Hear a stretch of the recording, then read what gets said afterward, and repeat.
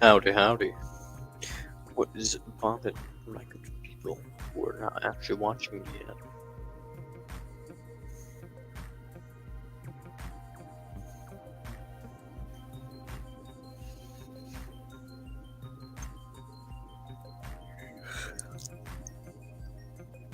Okay. Yawning is kind of gay, though.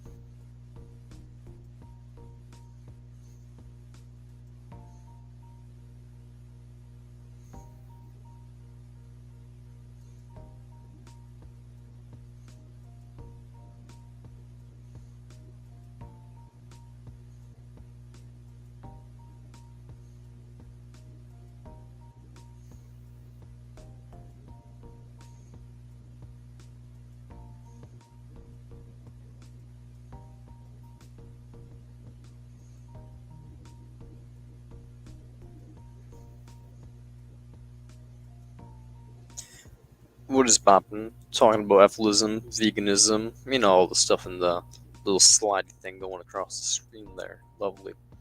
If you feel like talking, feel like joining, even better, you can comment or you can go into the comments and click those links and feel free to come on in here. Though, I'm not really going to talk about anything until I'm inquired. Honestly, I could have so many. Just look at all those topics right there. Slide across the screen. That's a lot of topics. It's a lot of things I could talk about, and more. So it's like I'm a philosophy major. There's a lot of shit I could talk about. But that stuff right there, that's the jazz you want to be paying attention to.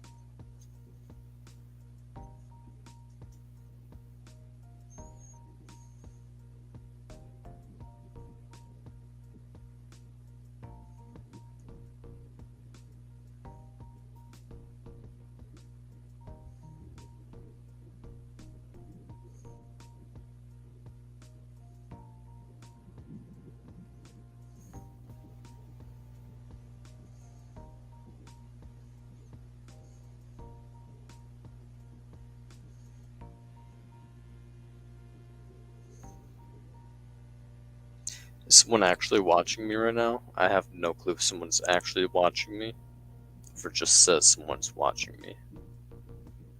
But if someone is watching me, howdy, how's it going? Can I help you with any like life advice questions? You got anything for me? I'm a philosophy major, so pretty good at giving advice, especially considering I have like, kind of similar to like antisocial stuff going on in my brain. So I give pretty unbiased advice. It's pretty neutral. It's pretty based, in my opinion. So if you want advice regarding life, shoot. If you want to talk about veganism, EFILism, negativity, psychological hedonism, pro-mortalism, shoot. If you want to just talk about anything, I don't fucking know, something that I might know about, I'm open to it, man. So yeah, I have no clue if this is an actual person watching me, just a bot, or if it's like a glitch. But if you're someone actually watching me, howdy, and yeah, feel free to comment whatever you want, and I'm just gonna be big chilling here, waiting for comments. If you don't have a clue what EFILism is or any of that stuff, also please comment that, because then I can know I should explain it, and then I'm just assuming people know what those things are to some extent or another, or at least one of them, and or have a take on it, that's unique. Like, I assume vegans have heard of natalism, and if they haven't, then I'm like, okay, cool, I'll explain it to you. And if you're like, haven't heard of anything, you've at least probably heard of veganism. And if you haven't heard of veganism, I'm gonna be like, what the fuck? And then I'm gonna have to explain veganism to you first, because that's like the most easy one to understand. So.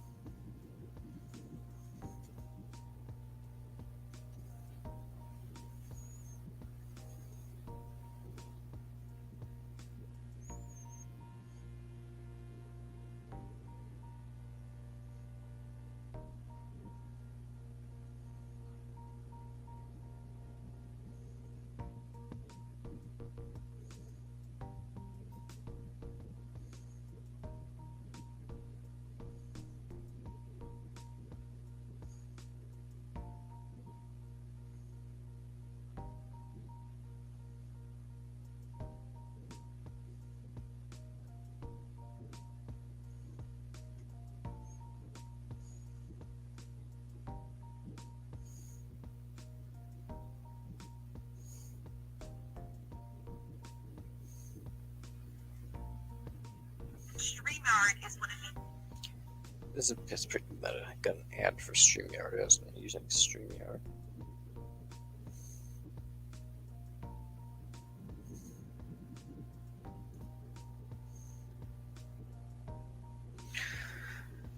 I don't believe this is an actual person watching me.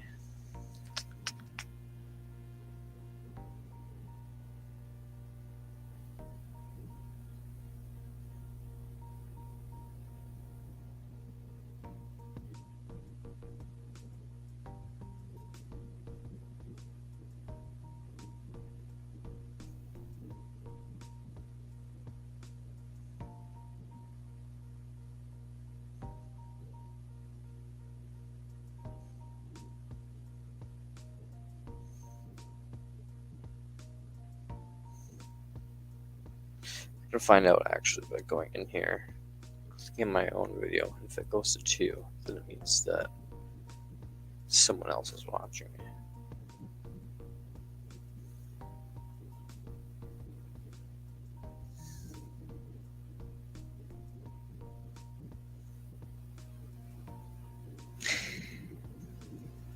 I'm gonna take that as it's just me watching me glitching out.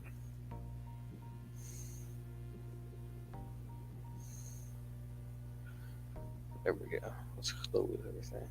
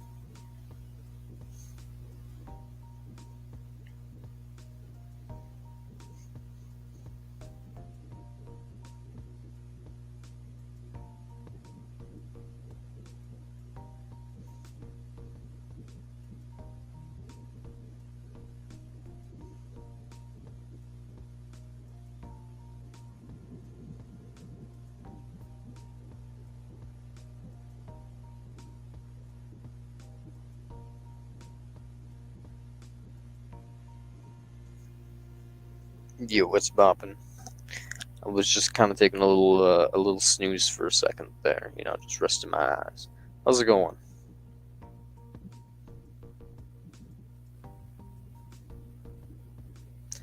Obviously, willing to talk about anything, basically, whatever y'all want to. But when it comes down to my main things that I'm kind of talking about are veganism, EFILism, neg-utilitarianism, and natalism, and related subjects like psychological hedonism, primordialism, Epicureanism, stuff like that. Anything philosophy. Ooh, I am.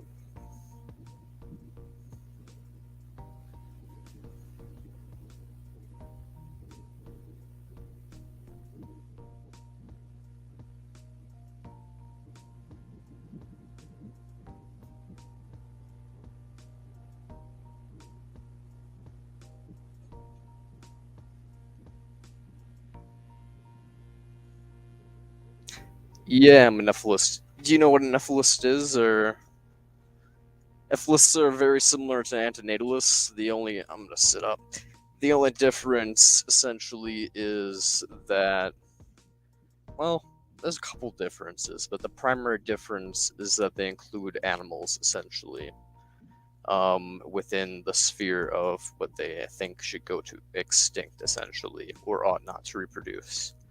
Um, the other thing is they're typically more consequentialist based or negative utilitarian in general, just because there are a lot of antinatalists who are deontological in the way that like they believe in rights.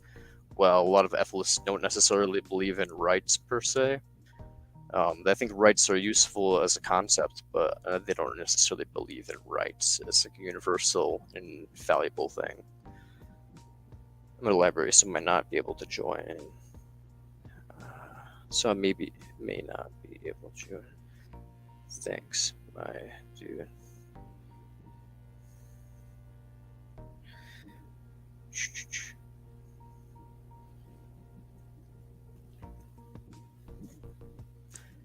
For a second, I thought my boy PP would come in here. PP Scott.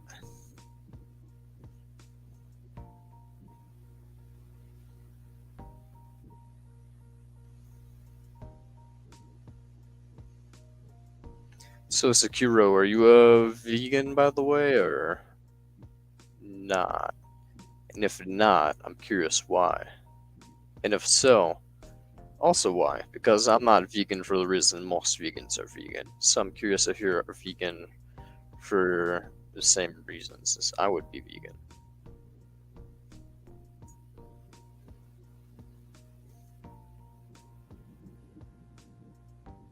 Not a vegan? Yeah, it's no problem, my dude.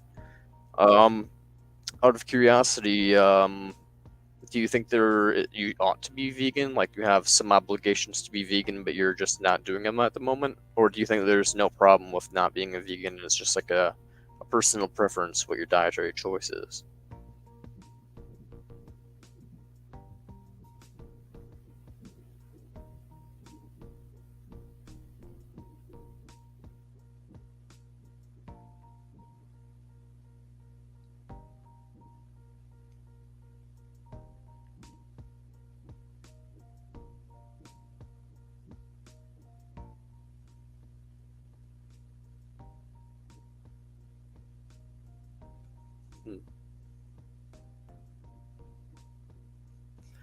Because, yeah, I do feel like a hypocrite when I agree on animal rights while eating a chicken wing.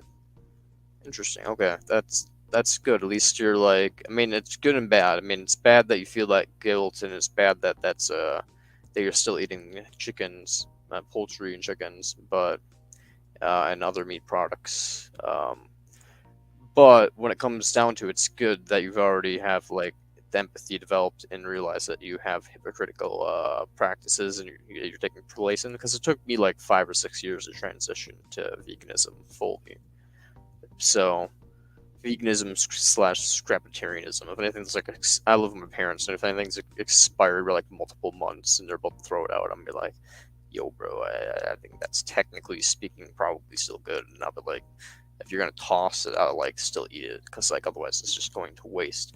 So I'm like a scrapitarian because I'm like utilitarian of sorts, but basically I'm a scrap veganism. I don't purchase any products that are vegan, and I purposely will not accept anything that's non-vegan. So I won't purchase anything that's not vegan, and I won't accept anything that's not vegan from people unless they're gonna throw it away. And that would be like if they didn't realize that I was gonna sneak out in there and be like, "Mwah," you know. So that way I don't like basically contribute to anything in the meat industry at all.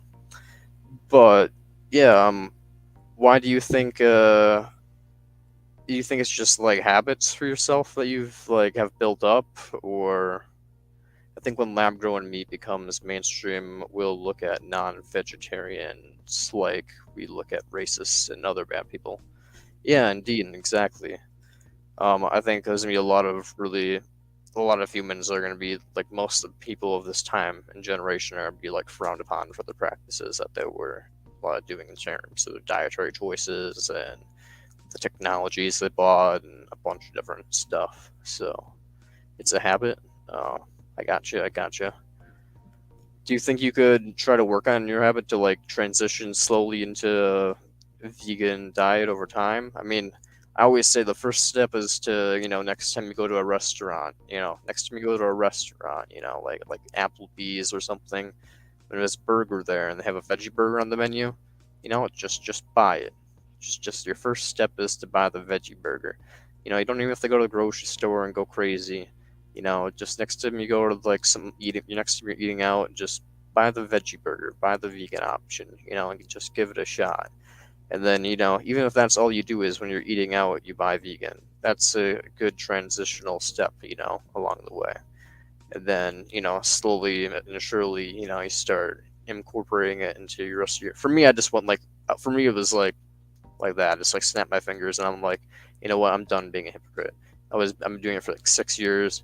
My friends are catching on that I'm a hypocrite. I realize I'm a hypocrite. I'm feeling bad that I'm a hypocrite, even though I'm like basically don't feel bad about fucking anything. So I'm like, if I'm getting annoyed at myself, I ought to like change. So I basically just like overnight I went and just like was hanging out with friends, decided to buy a vegan burger in the menu, and I was like, you know what, fuck it.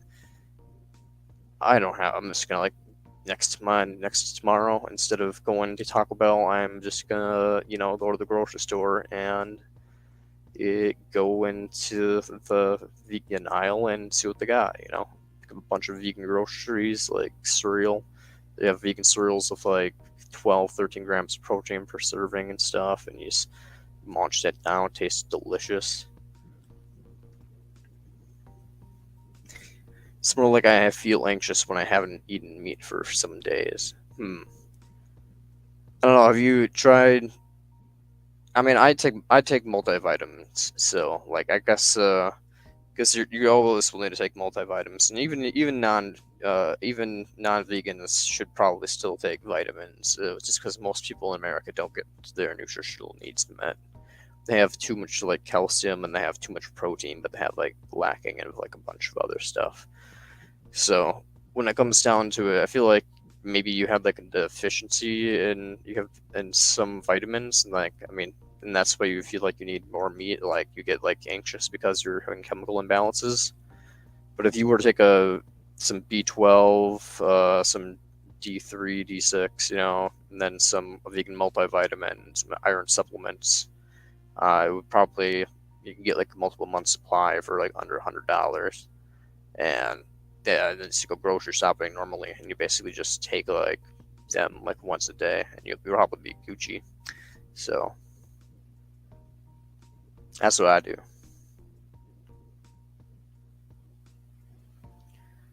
It's more of a taste thing. I take multivitamins. Hmm. I see. I mean, my diet basically consists of like cereals of various kinds, and like beans and corn and like walnuts and like cashews, and basically I just eat like different types of vegan cereals that are like high in protein and fiber and stuff, and then I eat like yeah, fucking beans and corn and like rice and stuff and jazz like that. Like really, it's really cheap, but I mean, technically, I'm meeting my calories and my nutritional needs daily because I have the vitamins to get all my nutrients.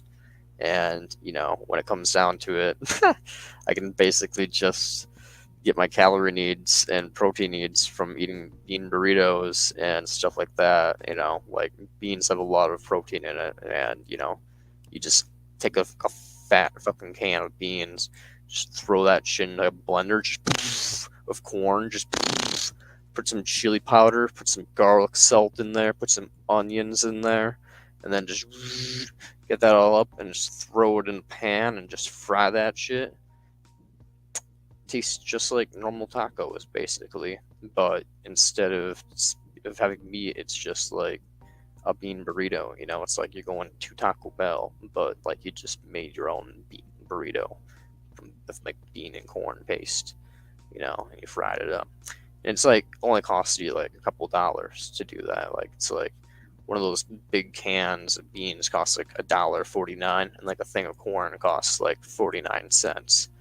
A thing of rice costs maybe 49 cents also, and then a little bit of chili powder. So it's like, you can eat pretty cheap on vegan diets, and I think veggies being cheaper than meat will be a good thing to focus on for me. I'm in college. Yeah, exactly. So my college can be expensive for a lot of people. I'm lucky that I have free college. So yeah, I'm literally the dude of like free college, living the easiest life ever. I'm just like sitting here like life sucks. We must end all life. But yeah, I live an easy ass life. But when it comes down to it, yeah, I mean, try to save as much money as you can, because yeah, life ain't cheap. So I'm just a cheap mofo. That's why I can get by with like a part-time job and like all that jazz. Plus, no paying for college. It's nice. It saves a bunch of cash. I'm not in debt like a lot of Americans. So yeah.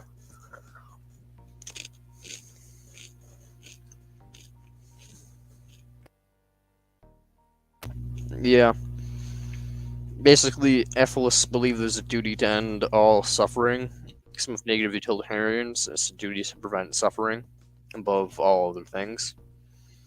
And so when it comes down to it, actually, there's multiple ways you can end all suffering on Earth. You can, in terms of like human suffering, you can basically go about it by the ways of voluntarily enlightening people, and just they don't reproduce because they realize that reproduction is a bad thing, which will end human suffering. But unfortunately for animals, they're not moral agents. They're not really aware of how things work. They just kind of go on autopilot. They're just kind of slaves to the DNA, their own instincts. So similarly, how we would intervene if we saw a bunch of children fighting each other as like adults, would be like, hey, you guys have to knock that off. We also have a duty as moral agents to intervene with animals and stop them from tearing each other apart and just like fucking and reproducing for no reason and just dying over and over and going extinct and evolving, and just this messy mess that just causes so much pain and suffering for no reason.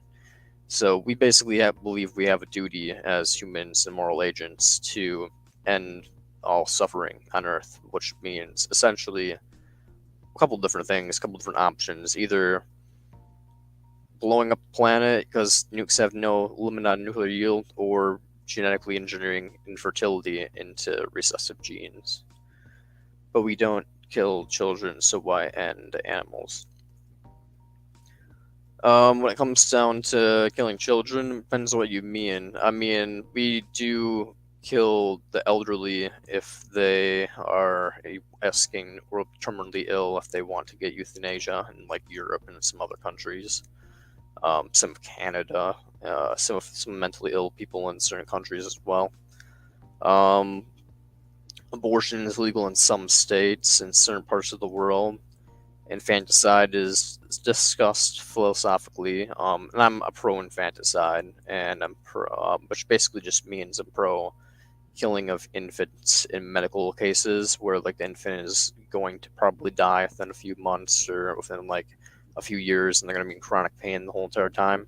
I do believe that it's like moral to end the life, and you ought to end the life of the infant during that time period. And if you can predict that it will be in one of those conditions beforehand, you should terminate it while it's still in the womb. Some pro abortion also up to the end. trimesters. So when it comes down to it, we don't kill children, but when it comes down to it, I don't think there is something necessarily inherently wrong with ending of life. I'm what you call Epicurean, an Epicurean / promortalist. Epicureanism just is the idea that death isn't bad for the one who dies, and promortalism is the idea that death is inherently good because life is inherently a negative, and so the transition into non-existence, which is a neutral, is inherently better than the negative, which is life. So I believe that death is always better than continued existence. That being said, I don't advocate people go around killing children or anything like that. There's a bunch of... I'm a negative utilitarian, so when it comes down to utility, things are a lot more complex. If I was a deontologist, maybe I'd advocate for something like that, but I'm not a deontologist, so I don't advocate for violence. I advocate for non-violent discussion, because violence, frankly, just gets to nowhere in the end, and yeah. So I advocate for non-violent approaches to, ending suffering on the whole, despite the fact that humans are... they don't like to discuss things very often, but when it comes down to it, we ought to do that, because frankly, violence gets nowhere. So an eye for the eye leaves the whole world behind. So, don't do dumb things. It just gets you locked up, and it makes everybody be like, oh my goodness, my. So moral of the story is, don't go like shoving pregnant women downstairs or anything. That's not what I'm asking people to do.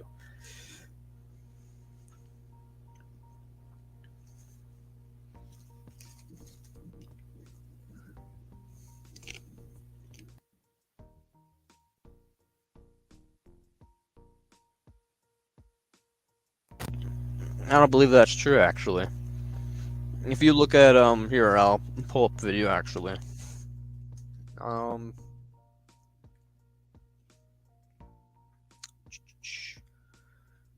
Here. I can close my homework tabs open from earlier. That's funny. Well, funny to me, because I'm like live streaming and I could be finishing my homework, but I'm not, so. Okay, so let's go into here. Let's go into show more. Playlist for activism, I guess. Oh, what the fuck is this? What the hell? That is the loudest goddamn noise. I am apologizing right away. Okay, where is it? There it is. These mofos. See these guys right here? This guy decided to interview a bunch of tribal folk. The Hadzabe are a small tribe of And hunter-gatherers they, surprisingly, are really happy. They live good lives. Hunter-gatherers left on planet Earth and are under threat of disappearing. There are only about 1,500 left. About 2 months ago, I guess I'll turn I was it on. fortunate Actually, to I be realized able to my spend headset was 48 actually hours hunting a with lot them. louder than I thought it was. So, This is exciting. and your end is probably a lot quieter. So. It was all the excitement you'd expect. Later, I returned to join them, this time in a longer 72-hour hunting trek, deeper in the So we're African gonna bush. skip ahead During a little this bit to where time, the interview and right starts. Is that bad? Is that baboons? You gotta realize is, when it comes down to it, all cultures around the world are basically relatively similar in terms of like happiness, in terms of like lifestyle. Even though they have like way different lifestyles, in terms of things that make them happy, really what it comes down to is just need fulfillment. If you have your basic needs fulfilled, you pretty much are happy. So I think, relatively speaking, we aren't much happier than people in the Middle Ages. If not, we might even be less happy, just because of the fact of the amount of shit that's going on in our lives and how many responsibilities we have and how many needs are thwarted just because of how many artificial ones are generated. I mean, sure, but what I mean is that maybe, just maybe, we'll find better solutions to our problems. I don't think so, my dude. I mean, what solutions could we find that would justify the fact that 1 in 3 women get sexually assaulted in their life, or the fact that 1 in 3 people get cancer and 1 in 5 die from cancer? Like, even if we can change those numbers so it's like 1 in 10, 1 in 20, 1 in 100.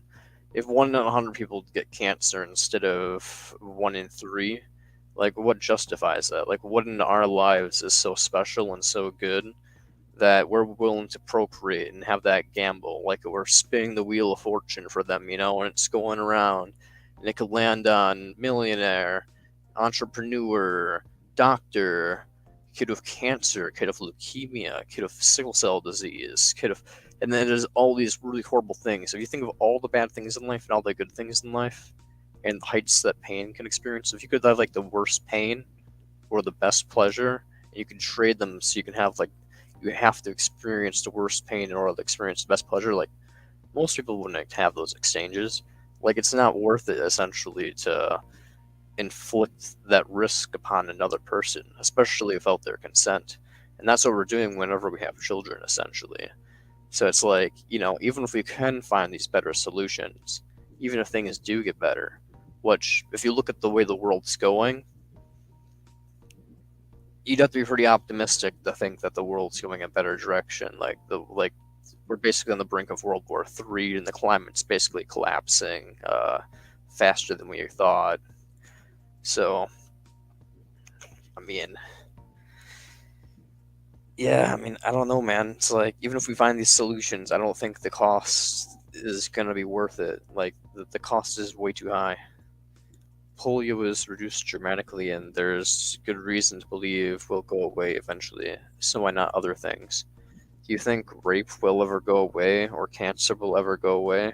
Cancer is literally just dividing of cells, essentially, that basically mutate and basically just start to replicate uncontrollably. We don't really know why it happens or how to stop it.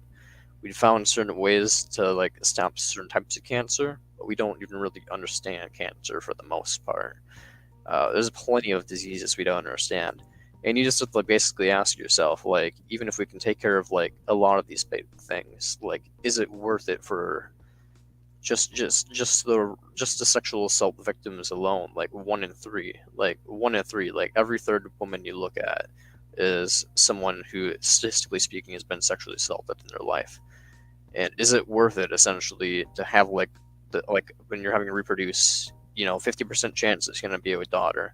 So it means, like, every 6 people born is sexually assaulted, and and there's sexual assault in men also. So that's even more than that. But 6 is being generous, like just ignoring the fact that men, like, pretending they don't get sexually assaulted. 1 in 6 people get sexually assaulted in their lifetime, sometimes multiple times. So it's like, yeah, it's hard for me to say that like anything AI is about to get smarter. Maybe we trust it's for those problems. I don't know. I would like to think we would have some cool psychopaths anime future where AI goes around detecting people like beep boop boop. That guy's a fucking cray man. Let's lock him up ahead of time, and we eliminate majority of crime and stuff like that. But like, even then we eliminate the majority of crime. What really is human nature? Like, if you think about it, like 8% of people are diagnosed with depression, and most people probably aren't diagnosed with what they should be diagnosed with. Like most people are just walking around with mental illness and have never talked to a psychiatrist before.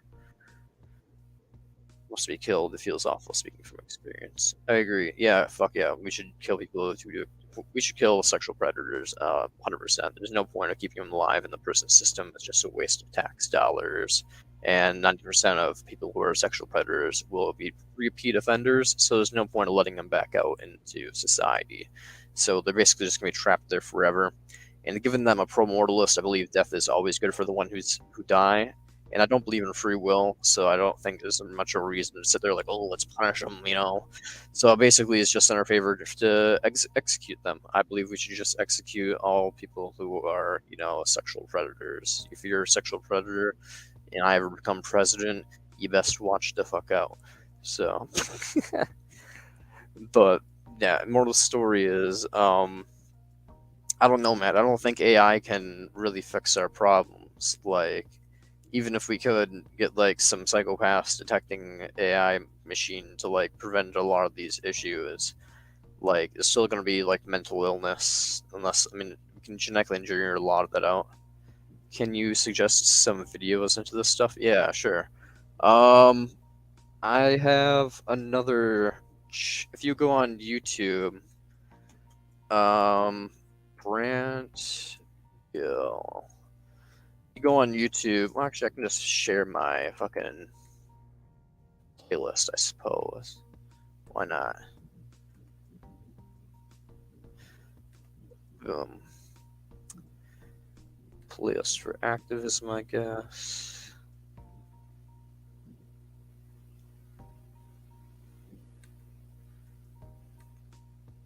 This is a big custom playlist that I basically have made that I share to folks when I'm trying to convince them of different things. It has basically like a ton of different videos regarding philosophy, ethics, the news, activism, on various different topics. And basically, it's like the way I kind of a lot of the videos were like the fulcrum to like and like crucial videos to like getting to where I am today. So it's like, yeah, there's a lot of and there's just a bunch of interesting stuff in here as well, like about like psychology and stuff. Personally, I'd recommend you watch The Good Delusion. The Good Delusion is really important. The Best Speech Ever is pretty good. Some of the updated version, they're like basically the same thing. You can watch either one or both of them. Promortalism.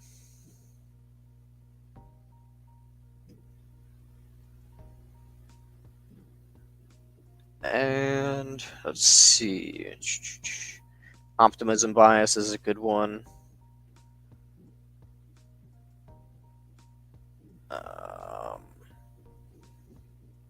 Identity Nihilism is a real good one. Same with the psychological continuity. Watching those two together is good. Watch this one first and that one second. Though if you don't want to watch two videos, then just watch Identity Nihilism. Yeah, no problem, of course.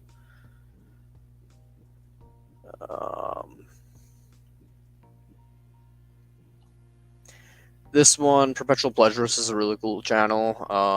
I like a lot of his stuff. He's a Gnostic, which is a cool and interesting variation of Christianity. I highly recommend watching his video, The Myth of the Hero, and Why We Are All Actually Villains. That one's quite good. He does criticize EFILism a little bit in there, and I do have disagreements with him. He doesn't like EFILists. He just has disagreements with the philosophy quite a bit, and a lot of the people who take up EFILism, I think he thinks are somewhat nefarious in nature, which I don't disagree with for the most part. I mean, I think most of them are good people, but as all groups are, there's always a few outliers, and I mean, when you're advocating for extinction, there's going to be a few fuckers that are just like a bunch of sadists who are like a bunch of weirdos. So, yeah, I mean, I'm not going to deny that. Do you mean end life because death is better than living through pain, or is it because death is objectively better? Do you mean end life because death is better than living through pain, or is it because death is objectively better? Death to me is a neutral state. There's nothing good about death. It's kind of it's a non-existent state of being. Like, it's just transitioning to nothingness again. But I believe that life objectively is bad. Like, I'm a negative utilitarian, so I basically believe we're need machines born into need. Like, we're born into a negative, and we're just constantly fighting to get close to this neutral thing. And the relief we feel is what we think like pleasures. When we feel like when we're talking to friends, we feel really good. That's just like pro-social evolution stuff that like is baked into us to feel anxiety when we're separated from them, and like have serotonin release when we have those baked in desires like met, and we're basically just desire machines. And the costs of living are way, way, way too high on both ourselves, but especially on other beings, because as Arthur Schopenhauer says, when the lion tears apart the gazelle, you have to ask yourself what is worse there, the gazelle being torn apart, or like or the pleasure that the lion's experienced. Like, what does the pleasure compensate for the gazelle being torn apart? And most people who are rationally think about that are going to be like, no, if the lion could truly experience what it's like to the gazelle being torn apart, it would be like, fuck this, I'm not going to do that. But it can't. They're separate beings who don't experience each other's experiences. So to me, it just is like, it's not that death is good, it's just that life is so bad that it's better off to be non-existent. Hence why it's better just not bring people into existence whatsoever, because death isn't a good thing. Like, if death was like a woo, like we ought to, like, death is great, like, then I would say, like, bring people into existence so they could kill them. No, that's not what I'm saying. What I'm saying is death is neutral, but life is so bad that like we're better off transitioning into non-existence. But can we really morally kill people who are happy and have the potential to be happy? I mean, I don't think people are actually happy. I mean, they are on a subjective level, but they aren't actually. If you understand negative utility, and if you understand how identity nihilism works, and asymmetries between pain and pleasure, which I can explain if you really want. Identity nihilism, I guess, summed up really quickly, is the idea that there is no continued sense of self. Like, there is like an actual sense of self that we have, but it's a complete illusion, and it's completely bullshit to even talk about the idea of a self, in my opinion, or a lot of like Hegel's opinion and a bunch of other philosophers. Like, I don't think there is a self that we can even really refer to. We're constantly being annihilated and reborn. There is no Brant. There's just kind of like there's this conglomerate of like ideas and sensations that we call Brant that make up my memories and all that. But that's all it is, and it's constantly changing when new memories and experiences are taken in. So I'm not the same person that I was at the start of this conversation, nor am I going to be the same person in like 10 seconds from now. So, I don't really believe that when you kill a person, you're killing the same person that you saw like 5 seconds before that, or like would have been existing in the future. Why that's relevant is because as an antinatalist slash EFIList, if you understand like the asymmetries between pain and pleasure, we don't have obligations to produce pleasure for people. You're not depriving anybody. You're not depriving a non-existent being of pleasure by not bringing them into existence. Hence why the person in the future that is identity nihilism. Your future self doesn't actually exist, and so you're basically like going to be potentially bringing a new being into existence, and you have the option to basically not impose on them or impose on them by continuing your own life. And that's basically where I kind of get into the whole idea of like pro-mortalism is a moral duty. If you don't have if you don't prevent more pain, essentially, then basically we cause a lot of pain to other beings to live, and we cause a lot of pain to ourselves while we live. So unless we're going to prevent more pain than we are causing / generating, I basically believe we ought to basically die. Let's see, no, birth isn't murder. To me, birth is essentially murder, but it's not technically murder, but it's basically murder. I mean, I think it's worse than murder in terms of like the outcome. Like, they will die in the end, and just as murderous sentencing someone to death, bringing someone into the world is sentencing to death. It's almost worse though, because it's like sentencing to them with like every negative thing that comes with it. And as a negative utilitarian, you kind of have to ask yourself, do you have obligations to reduce suffering? Like if you're, as Peter Singer says, like if you're walking by a pond and a kid's drowning in it, do you have an obligation to help the drowning kid? Most people would say, yeah, I do have an obligation to help a drowning kid. And he implies that that's because we have an obligation to help people who are suffering.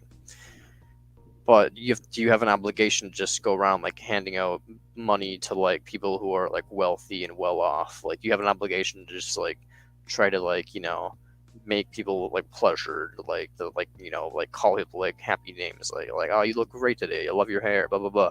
You have obligations to be exceptionally nice to people. No, not really. We have obligations to help people in need, but we don't have obligations to be exceptionally nice. Which basically implies we have obligations to help those in need, to remove pain. We have obligations to prevent pain, but we do not have obligations to promote and produce pleasure. So when it comes down to it, I mean,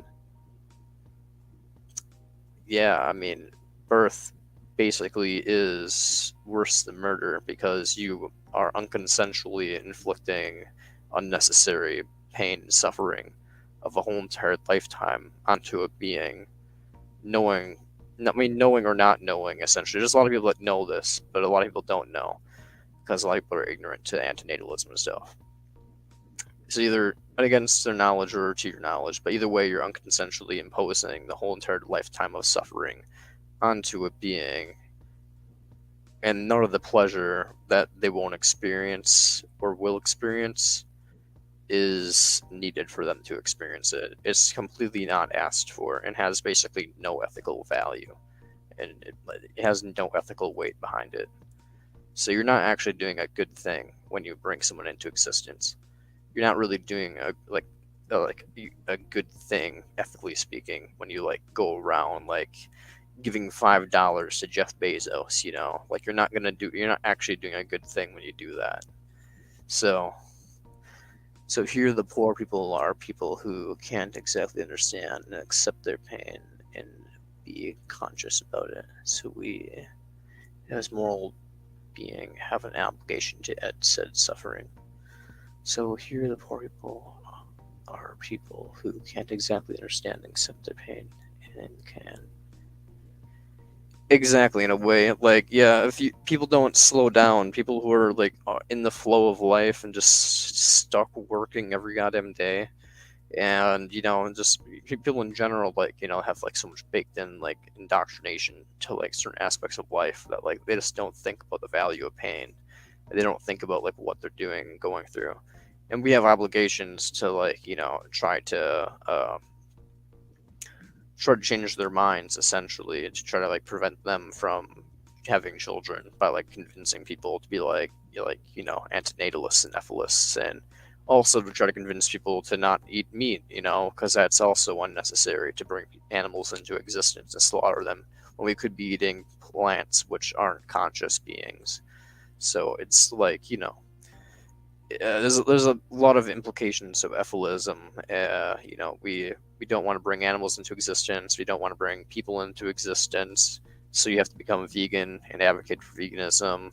And similarly, you should not have children. And you should advocate others don't have children. You know, advocate for suffering reduction ethics, stuff of that nature. So I have a vasectomy. You know, join the vasectomy club, you know. So I'm all about the whole trying to reduce suffering as much as possible.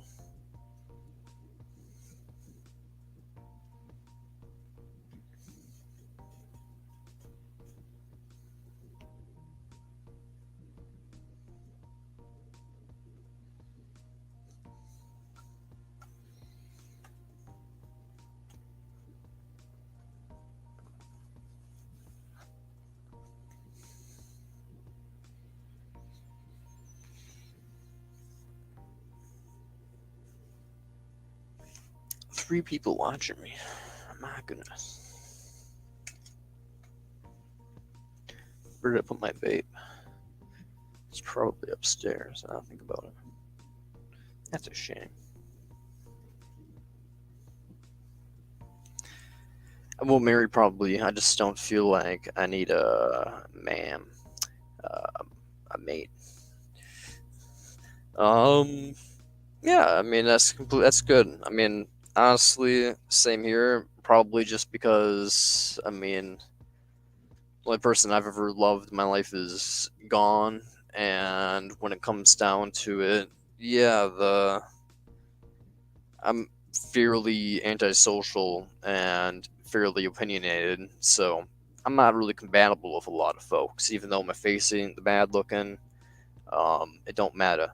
So when it comes down to it, I'm kind of an opinionated douchebag who is willing to say just about anything for the cause. So yeah, I'm probably gonna die alone, even though I would rather not die alone. I'd rather find some nice lass who is also an antinatalist, EFIList, who wants in vegan, who's like, all about that life, and that we basically be able to be together and do activism. But this is the real world, and that ain't the way. So yeah, I'm gonna die alone too, bud. So I'm a hardcore nihilist. Yeah, man, pretty much. I'm not a nihilist because I believe things matter, but I feel nihilism. Like life it feels pointless at times, bro. Like I'm out here advocating for EFILism. Yeah, I know people who are just like, yo, bro, you do realize like climate change is about to hit a feedback loop. The Arctic's just gonna Greenland and Iceland and all that shit fucked. All the glaciers are just gonna melt. Once they melt, it's gonna warm the ocean. And once the ocean warms, it's gonna melt more, and then it creates a feedback loop. And once the ice melts in Greenland, the fucking and the coal and stuff from all the air mixes with the snow. It basically causes a reflection to. It's pretty. Once all the snow melts, it basically just like causes the reflection effect that usually happens to dissipate, and all the cold that's in the air doesn't really help either. It just kind of pulls in light instead of having it bounce off. And so yeah, it's basically just causing this heat effect that's just boiling the whole fucking Earth alive. And basically, some predictions are saying the planet's gonna be fucked in like 20 years. Like everything's just gonna be extinct. Some out here advocating like humans, like we have to nuke the planet, or like, come on guys, we have to genetically engineer things out of existence. Yay, And then when it comes down to it, the whole planet might just like fucking boil up and like go away. So like my whole efforts might basically be practically in vain. That wouldn't really be in vain, because every life we prevent from coming into existence by like convincing someone not to reproduce is still a win. It's still a whole person that's not going to suffer and die in like the fucking sand dune wars of like 2067 or some shit. But like, hey, you know that's a win. But like when it comes down to it, the whole planet's gonna like fucking boil over. I mean, then the whole mission of EFILism kind of like automatically is gonna be like naturally like happen anyway. So it's like, whatever.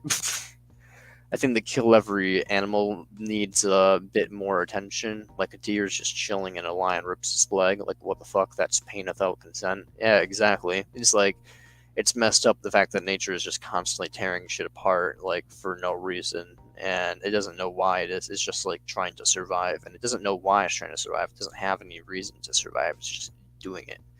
And it can literally, like, be, like, diseased as shit. It has, like, mange, like, constantly in pure agony, and it doesn't even understand the concept of death. It doesn't know that death is simply a transition into non-existence, but it fights against it because that's what evolution programs it to do: to live, to fuck, to consume, to fuck more, to try to pass on the genes of yourself, your DNA molecule, to basically just pass that on over and over and over until you die.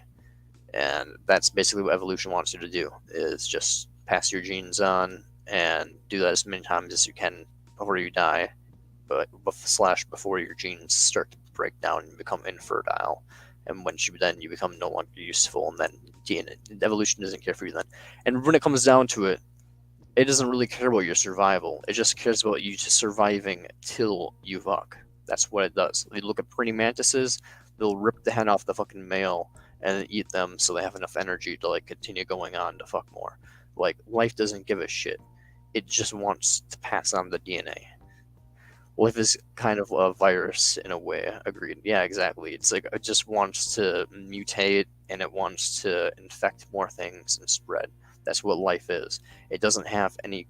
It doesn't have the self in interest. It doesn't have any interest at all. It's just an automatic process that's gone out of control, and now sentience has sprung out of it as a horrible fucking accident. And now we're here doing all this fucking capitalism bullshit. But when it comes down to it, if you look at life, what life really is, yeah, I mean, it's just we're just viruses. We're just reproducing, consuming things, spreading, destroying other things, taking their matter into our own, converting it into our own matter. Just like a virus injects itself into other cells and like converts their nucleuses into essentially converting stuff into like making more of themselves.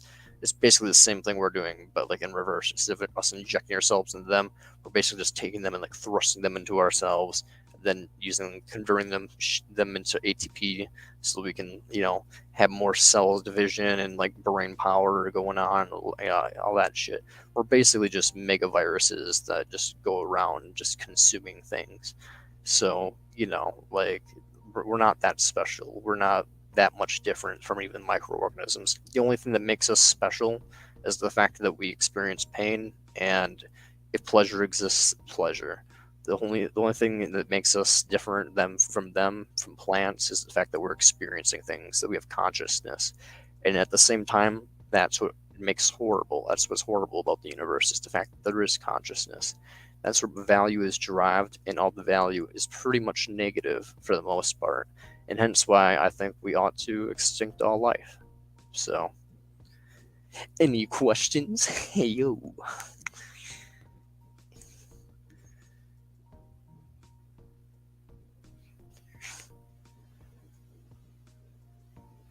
Oh my gosh, yeah. Subscribe to Antinatalist MD. He's a Christian antinatalist. I'm not Christian, but he is a pre-conception antinatalist. So if you are against abortion, which I know a lot of people are, I'm for abortion, but a lot of people are against abortion. So if you're interested in like someone who would be an antinatalist and would still be against causing abortion, he's an interesting channel. Amendum's basically like the founder of EFILism, so he's like the guy I recommend like people listen to the most. But hell yeah, like just go to this playlist, and like there's tons of channels on here. All of them are good channels for the most part. Great High Chio is great also. I'm all for abortion. Fuck yeah. We're so late in this evolution game that we don't like death. People say mother's love is everything, but say people were born in such a way that kids didn't need protection, it wouldn't exist. Yeah, exactly. I'm all for abortion. Yeah, man. I walk with a sign that says abortion is an act of love and stuff. So I'm all for abortion as well. But when it comes down to it, yeah, there's tons of different sects of antinatalism. EFILism is a little bit more united, but in antinatalism, it's just a very, very broad branch of anti-procreative ethics that kind of all come together. Yeah, this is such a great video. Okay, let's watch this shit. Subscribe to this guy, by the way. He hasn't made a video in 10 years. 10 years, guys. 10 years. Like, if he blow up his channel, like, maybe he'll make some more content again. Like, I'll be inside of you and to eat your fucking brains. Well, the point is, so we have this self-understanding that we evolved. Well, the point is you have to do what you have to do with it is take it seriously. Okay, if you're gonna believe in evolution, if you're gonna concede the reality of evolution, yeah, it basically blows up the God theory. It blows up any kind of contrivances attached to that. So blow it all up and start from scratch and realize what we are.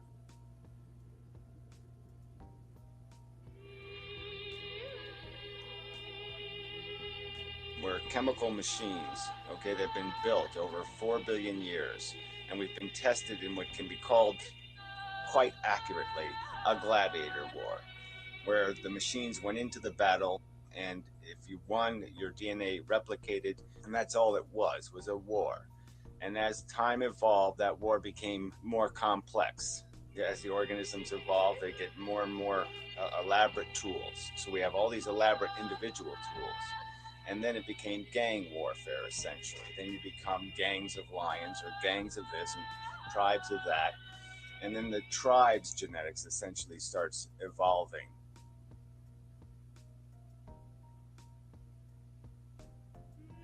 Call it what it is, okay? There's exploitation all over the place. To talk about this adaptation niches and this balance crap, it's just a lie, okay? There's winners and losers in disgracefully uneven proportions on this planet. You know, to sit there and glorify the mechanism of gladiator war, okay? Fight for no good reason.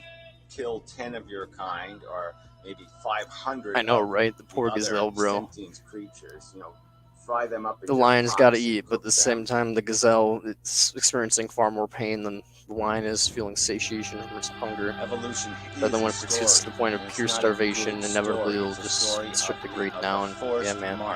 Life's brutal. 4 billion years of little machines struggling to trip the other guy, to fuck the other guy over, to eat the other guy's guts.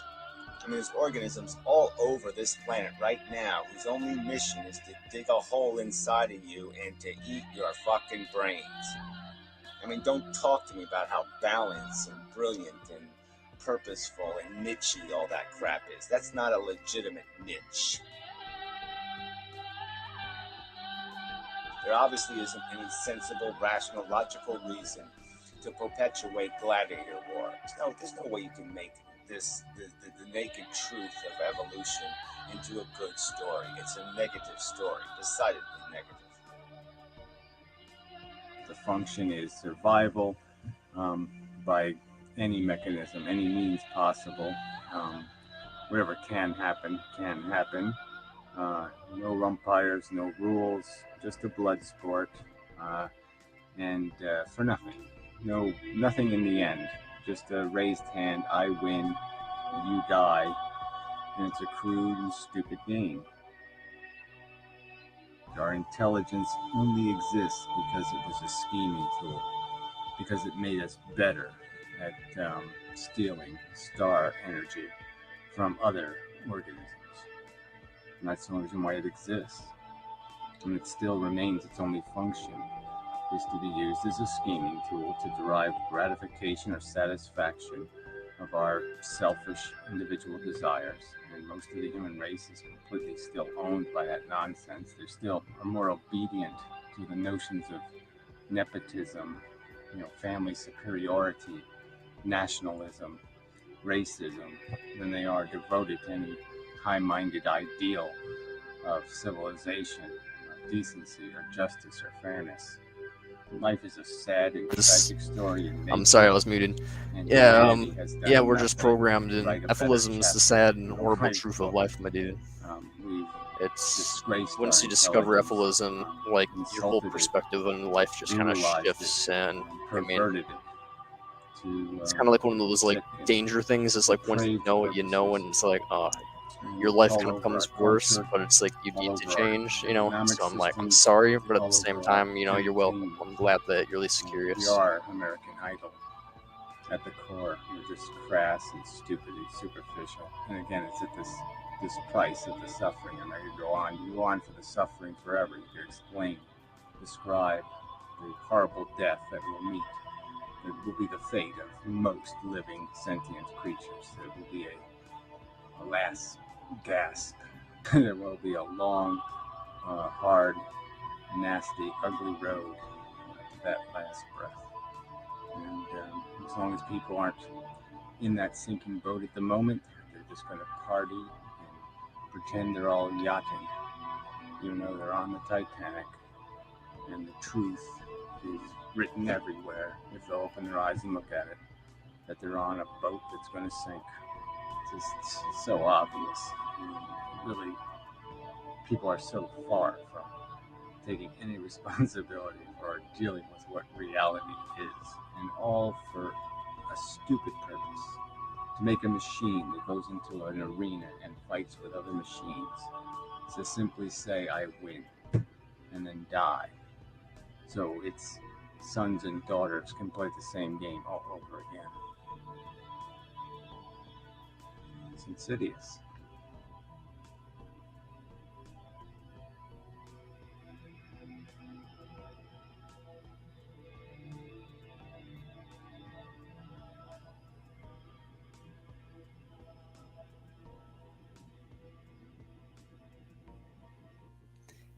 Yeah, I love the Gladiator War video. I think he just has a lot of passion in that edit. I mean, it's really good. It gets the point. I think spur across. There's like something fundamentally wrong with life. That there's not an even trade going on here. You know, like there is not balance. There is inherently a negative, a tip into the negative. You know, and there's something is fixing here. Like it's not good.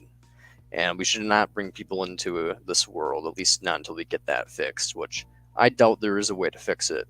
But even if there is a way to fix it, we should at least not impose life on people until we got that fixed.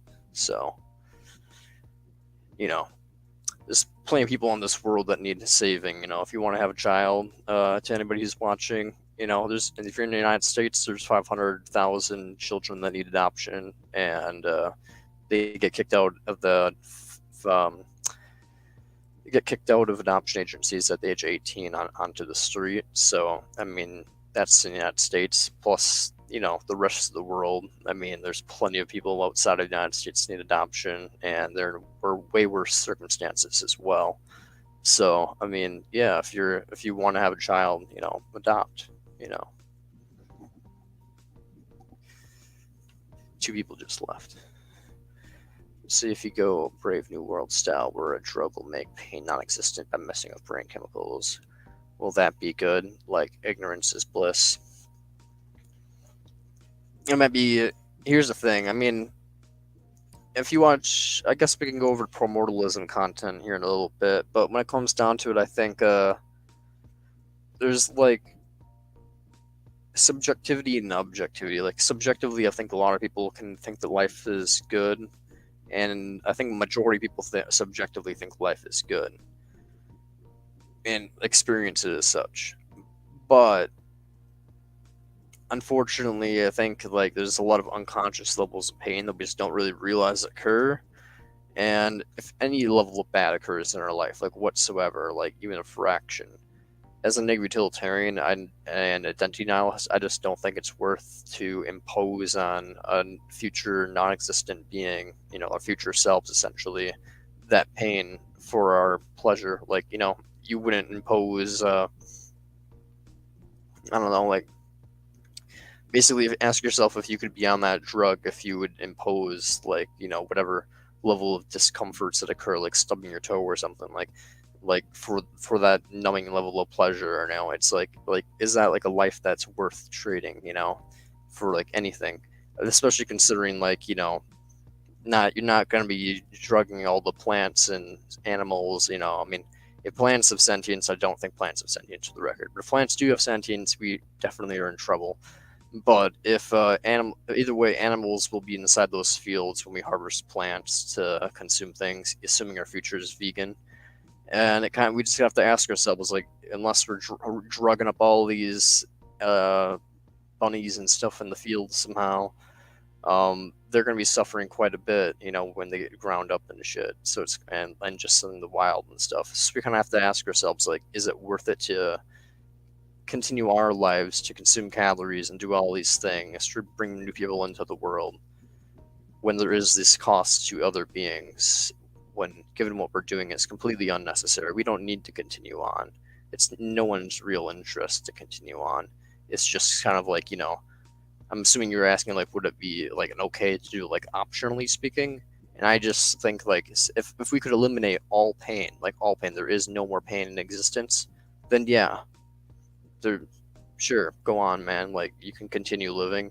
It's neutral then. There's no problem with it. You know, if there's no pain you're in your life, and there's no pain in any of the lives you're inflicting, like, things on, and then it's basically just no reason not to live. There's no reason to live. And if you have somehow pleasure in your life, then there would be a reason to live. And then I'd say it would be basically neutral to good to bring people into existence. Like, it would be basically a neutral thing to bring people into existence. You're not really necessarily depriving anybody of anything by not bringing them into existence, but bringing them into existence if there was pleasure and no pain would be, I guess, a good thing. But that's not the world we're living in, and I don't think we could ever get to that world. And even if we could, the cost of getting to that world as a neo utilitarian is just not a price that I think is ethical to pay.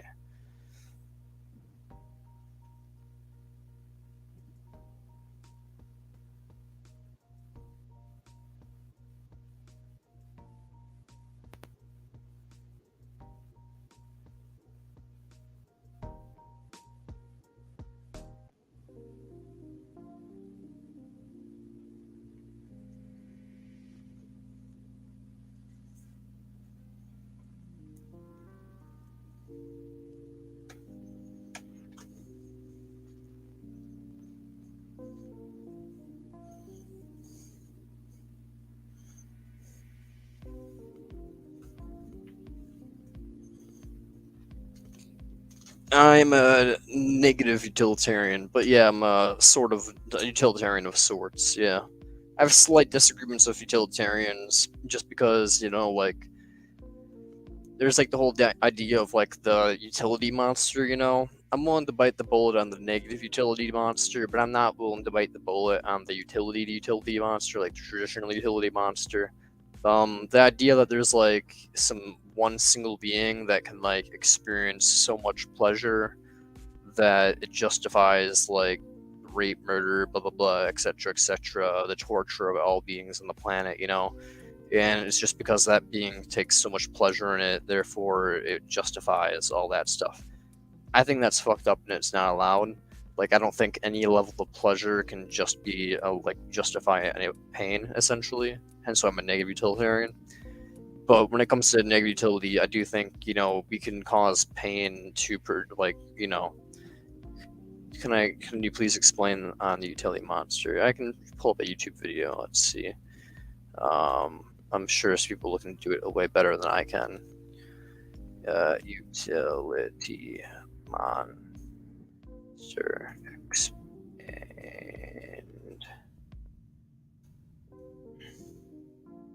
Let's find a good video. I'm sure people can do this way better than I can. Just because my ADHD ass brain can't do shit.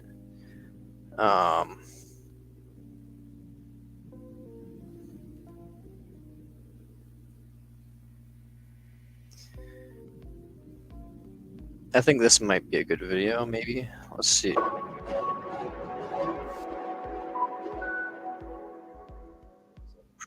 Hi, I'm Julia Markovits, and I'm an associate professor of philosophy at MIT. Today, I'm going to talk about utilitarianism. One feature of utilitarianism that the Jones example brings out is that utilitarianism is interested only in the total amount of good our actions produce, not in how that good is distributed across different people. That's why the brief frustration of billions of soccer fans can together add up to more disvalue than the intense pain of one person. According to utilitarianism, the distribution of value across different people matters only to the extent that it affects the total amount of value our actions produce. But might that not result in some terribly unjust distributions of goods? Here's another example to think about, this one due to the philosopher Robert Nozick. Nozick asked us to imagine a creature he called a utility monster, someone who is extremely good, much better than the rest of us, at converting resources into happiness. The more money and food and other stuff we give him, the happier and happier he gets. And however happy some resources could make a normal person, those same resources would make him, the utility monster, much happier still. Utilitarianism seems to imply that all the ordinary people should be sacrificed for the sake of the utility monster, since that is what would make for the most happiness on the whole. Utilitarians sometimes respond to this, that in the real world, this won't happen. In the real world, in fact, they say, the opposite is true. The more resources we already have, the less impact some additional resource will have on our happiness. Think of how much bigger an impact $100 might have on your well-being than on the well-being of Bill Gates, and how much bigger an impact still $100 might have on the well-being of a child in a developing nation whose life it could save than it has on yours. This pattern is called the diminishing marginal utility of wealth. But we might wonder whether this pattern always holds true. even if each of us exhibits diminishing marginal utility of wealth. If, in other words, $100 would benefit me more when I'm poor than when I'm rich. Might some of us be utility monsters with respect to others? Some of us, after all, might be much better at converting resources into well-being than others, even if we have more well-being to begin with.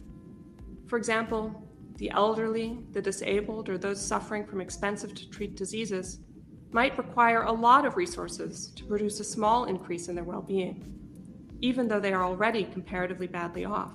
Would utilitarianism tell us not to help such people? So I've been talking about ways in which utilitarianism seems to allow too much. It may say it's okay to do things, like leaving Jones to suffer, or sacrificing people to the utility monster, that we feel intuitively it's morally wrong to do. But utilitarianism is also subject to the worry that it demands too much of us. That will be the subject of another video. Basically, I think the issue of demanding too much of people is, not an issue. All moral systems that are good demand something of someone. But yeah, when it comes to the whole concern of the utility monster, of there are people that are in need that maybe can't recover a whole bunch. Should we distribute resources to them, blah blah blah, and all that stuff? I was like, yeah, utilitarians be like, I'm sorry, but we could generate more pleasure by just letting you die, bro, and or by just ignoring you. And as a utilitarian, I mean, the reasoning behind letting someone die might be a little bit different. It might be like, hey, we're letting you die to reduce your suffering and reduce suffering on the whole. But at least it's not just like, hey, bro, we're killing you because we'd rather have resources to party arty, bro. At least it's from a benevolent means.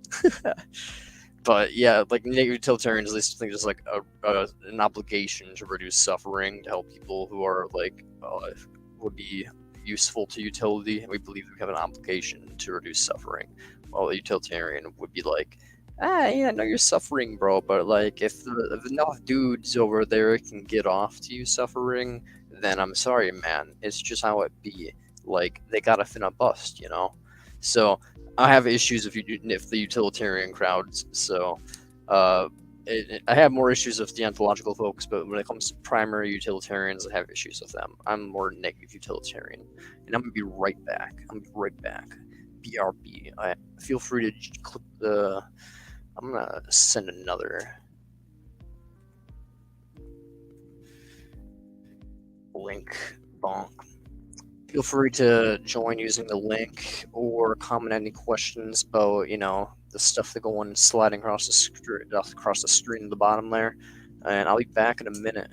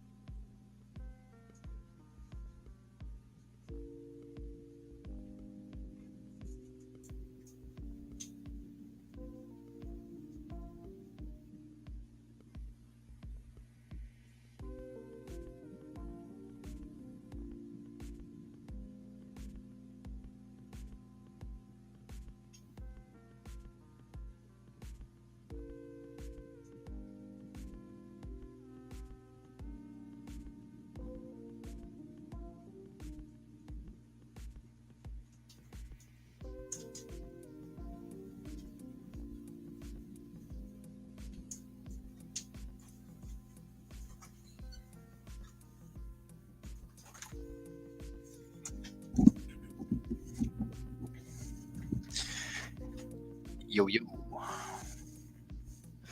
Oh, hey, welcome. Howdy, howdy. Hello. How's it going? On a subjective level. Yeah, it's going pretty good, actually. Nice, glad to hear it.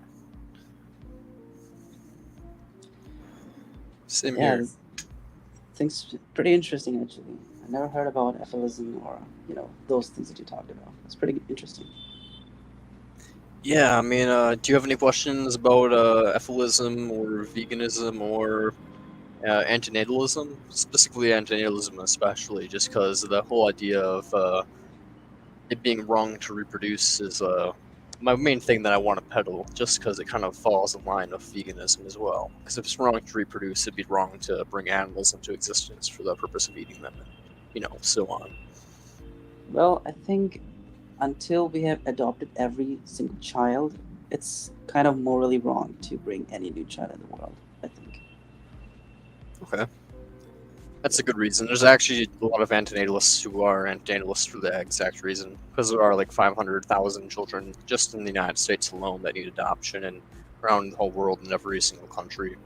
So there's plenty of antinatalists that have that exact same thought, that like we have obligations to existing beings before we have obligations to,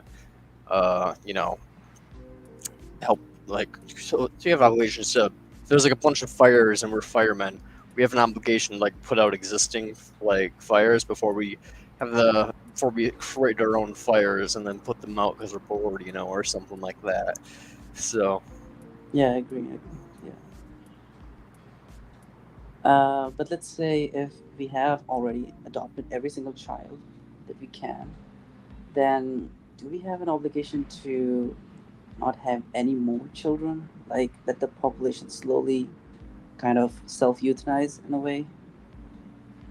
yeah, I believe we should. It'd be a real shame if we did that before we extincted animal life, but yes, I believe it's an unconsensual imposition of unnecessary suffering to have a child, unless that child were to somehow become like a figure that would reduce a lot of suffering, I guess, in the world, but that's very rare.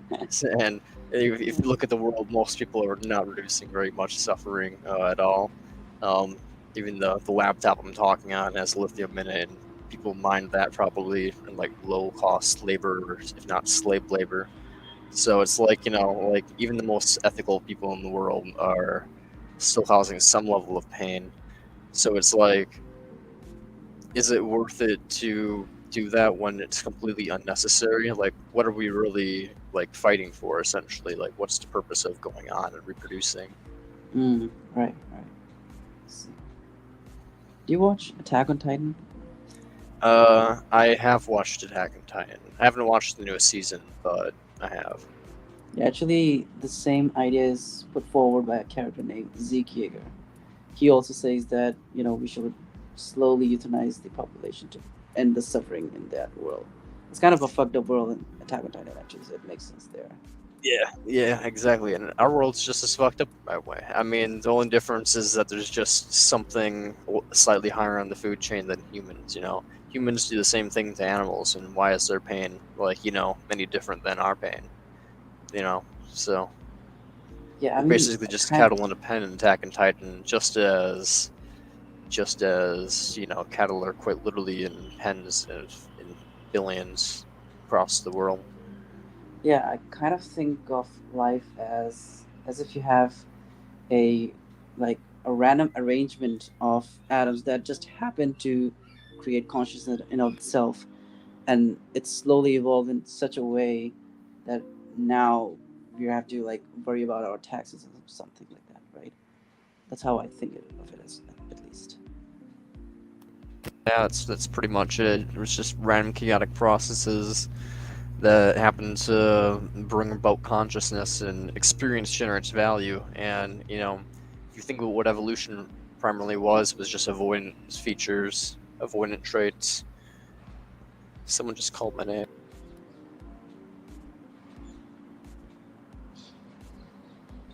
Anyways, it was my brother, but essentially we've evolved primarily from avoidant traits. So yeah, we're basically just desire machines that like primarily are trying to avoid pain, and yeah, like that's where it gets us, to this world where we're kind of constantly running away from things, and fear is our main driver. Okay, let me ask you this. Let's say if uh, humans evolved in a different way, right? And all of the problems that we have currently did not happen. Let's just say that. They just happen to evolve in a different way. Would then it be bad to eliminate humans in that scenario when they don't do anything bad to themselves or other animals?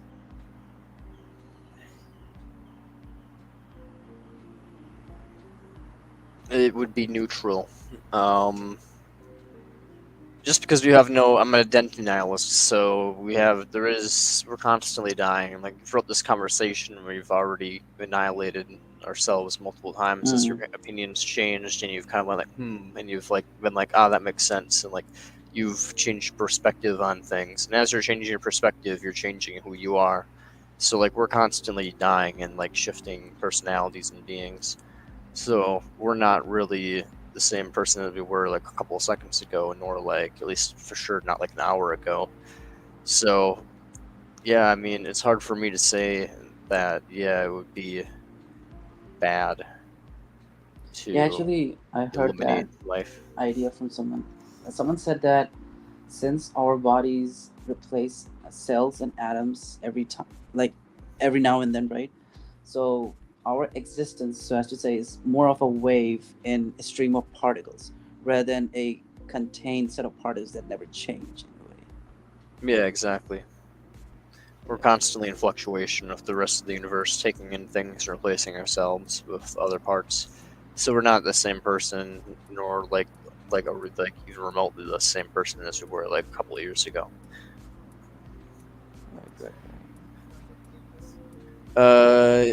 Yeah, I mean, I guess if my guest is willing to wait around for a little bit, then I guess my brother wants to smoke with me. Hello. He says hello. My brother says hi back. He got done pumping iron at the gym.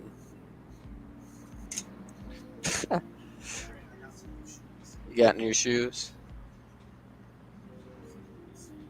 Oh, nice. Oh, nice. Yeah, I got an international DVD player that came in today. That way I could watch Cold Fish, because I accidentally bought a foreign film, and I was like, fuck.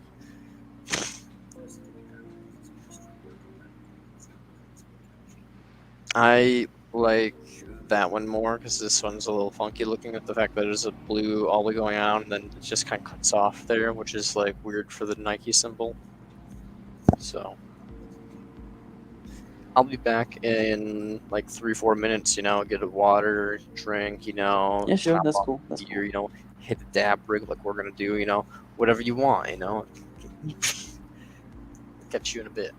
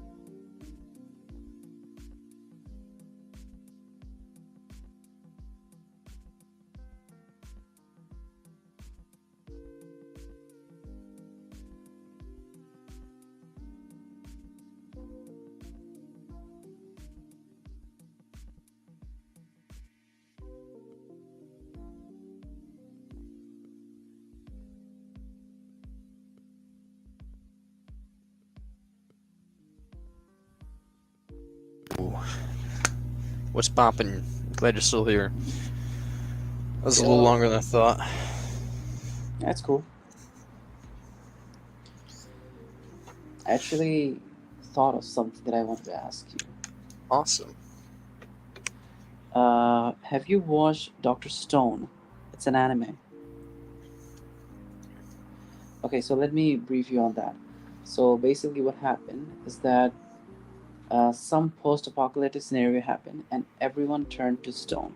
All right, everyone just turned to stone somehow, and then after say 3,000 years later, people have to kind of after 3,000 years, civilization will obviously like deteriorate, will kind of get destroyed by nature. So there are some leftover humans who are basically tribal people, kind of have to restart society, restart science and everything, right? So there was a question in that everyone who got turned to stone can be brought back to life by unfreezing them. So the question that I thought is that, is it good to unfreeze them in like then when it was like 3,000 years old in a medieval society, or will it be better to unfreeze them after, let's say, some time, then when people have kind of restarted science in a way, and then the living condition will be better to live, kind of. Do you get it? Yeah, I mean, if it's like, it depends on like the type of society, I guess. It's like, and like there's a lot of different variations of modern society. Like if they're like an America type of thing, 100%. Like it would be better to be born, bring them back in like in America versus bring them back in like a medieval type of time. But if it's like North Korea or like China or something like that, like somewhere where it's like you're like heavily oppressed by your government, then I don't know. I feel like it might be a little bit better to be born in like the Middle Ages, just because their quality of life is fairly similar to our own. It's just there's like some differences here and there with like diseases and the chance that your like child will die and all that. But like in terms of your subjective happiness, like our monkey brains are kind of just like programmed to make us feel happy. So I see. So according to you, a political like kind of oppression is far worse than, let's say, living in bad condition but with some basic freedom and stuff, right? Is that what you're saying? sorry, repeat that one more time. I'm saying, like, according to you, a political oppression by the government, let's say in China, North Korea, is far worse than living in, let's say, in poor living conditions, like in medieval ages, but with freedom of living, in a sense. From a subjective point of view, yeah, I think so. I think people Yeah, probably obviously from a would subjective point of view. yeah, And yeah. objectively, everything's pain. Objectively, everybody is like really bad off. It's really but subjectively, I think people are fairly like. There's a lot of poor people who are like say they're happy, and there's a lot of people in the Middle Ages who probably would have said they're happy. Hence why we're here this day, alive, because they reproduced and did their little thing because they thought life was good enough to continue on. But Right. I mean, yeah, I think it'd be better off being someone in the Middle Ages, like the average person in the Middle Ages, who's just doing their thing, not an elitist or anything like that, but just an average farmer or whatever, like working on some lord's plantation. I'd rather be him than a modern person living in like North Korea or like the ghetto of China or something like that. But Like, isn't that subjective? Like, for example, if, let's say, someone values the living conditions more than, let's say, their own political or expressive freedom, so they like don't really care about which party gets in power, but so long as they get their McDonald's, they'll be like happy and stuff. No, I think if you look at like tribal people, you can definitely tell that they're actually fairly happy. they quite literally don't have very much to stress about in terms of life. They do have stresses, but like not much different than our own. And I think the artificial stresses that are generated by society in terms of that are just like overbearing for a lot of people, especially given the population densities and stuff. And yeah, I mean, if you're in this very oppressive society like China, I mean, I think that gets even ramped up to a higher degree probably. So yeah, I mean, I don't think their happiness is much different than here in the United States, but I think the difference of happiness between the United States and someone in North Korea or China is probably significant on average.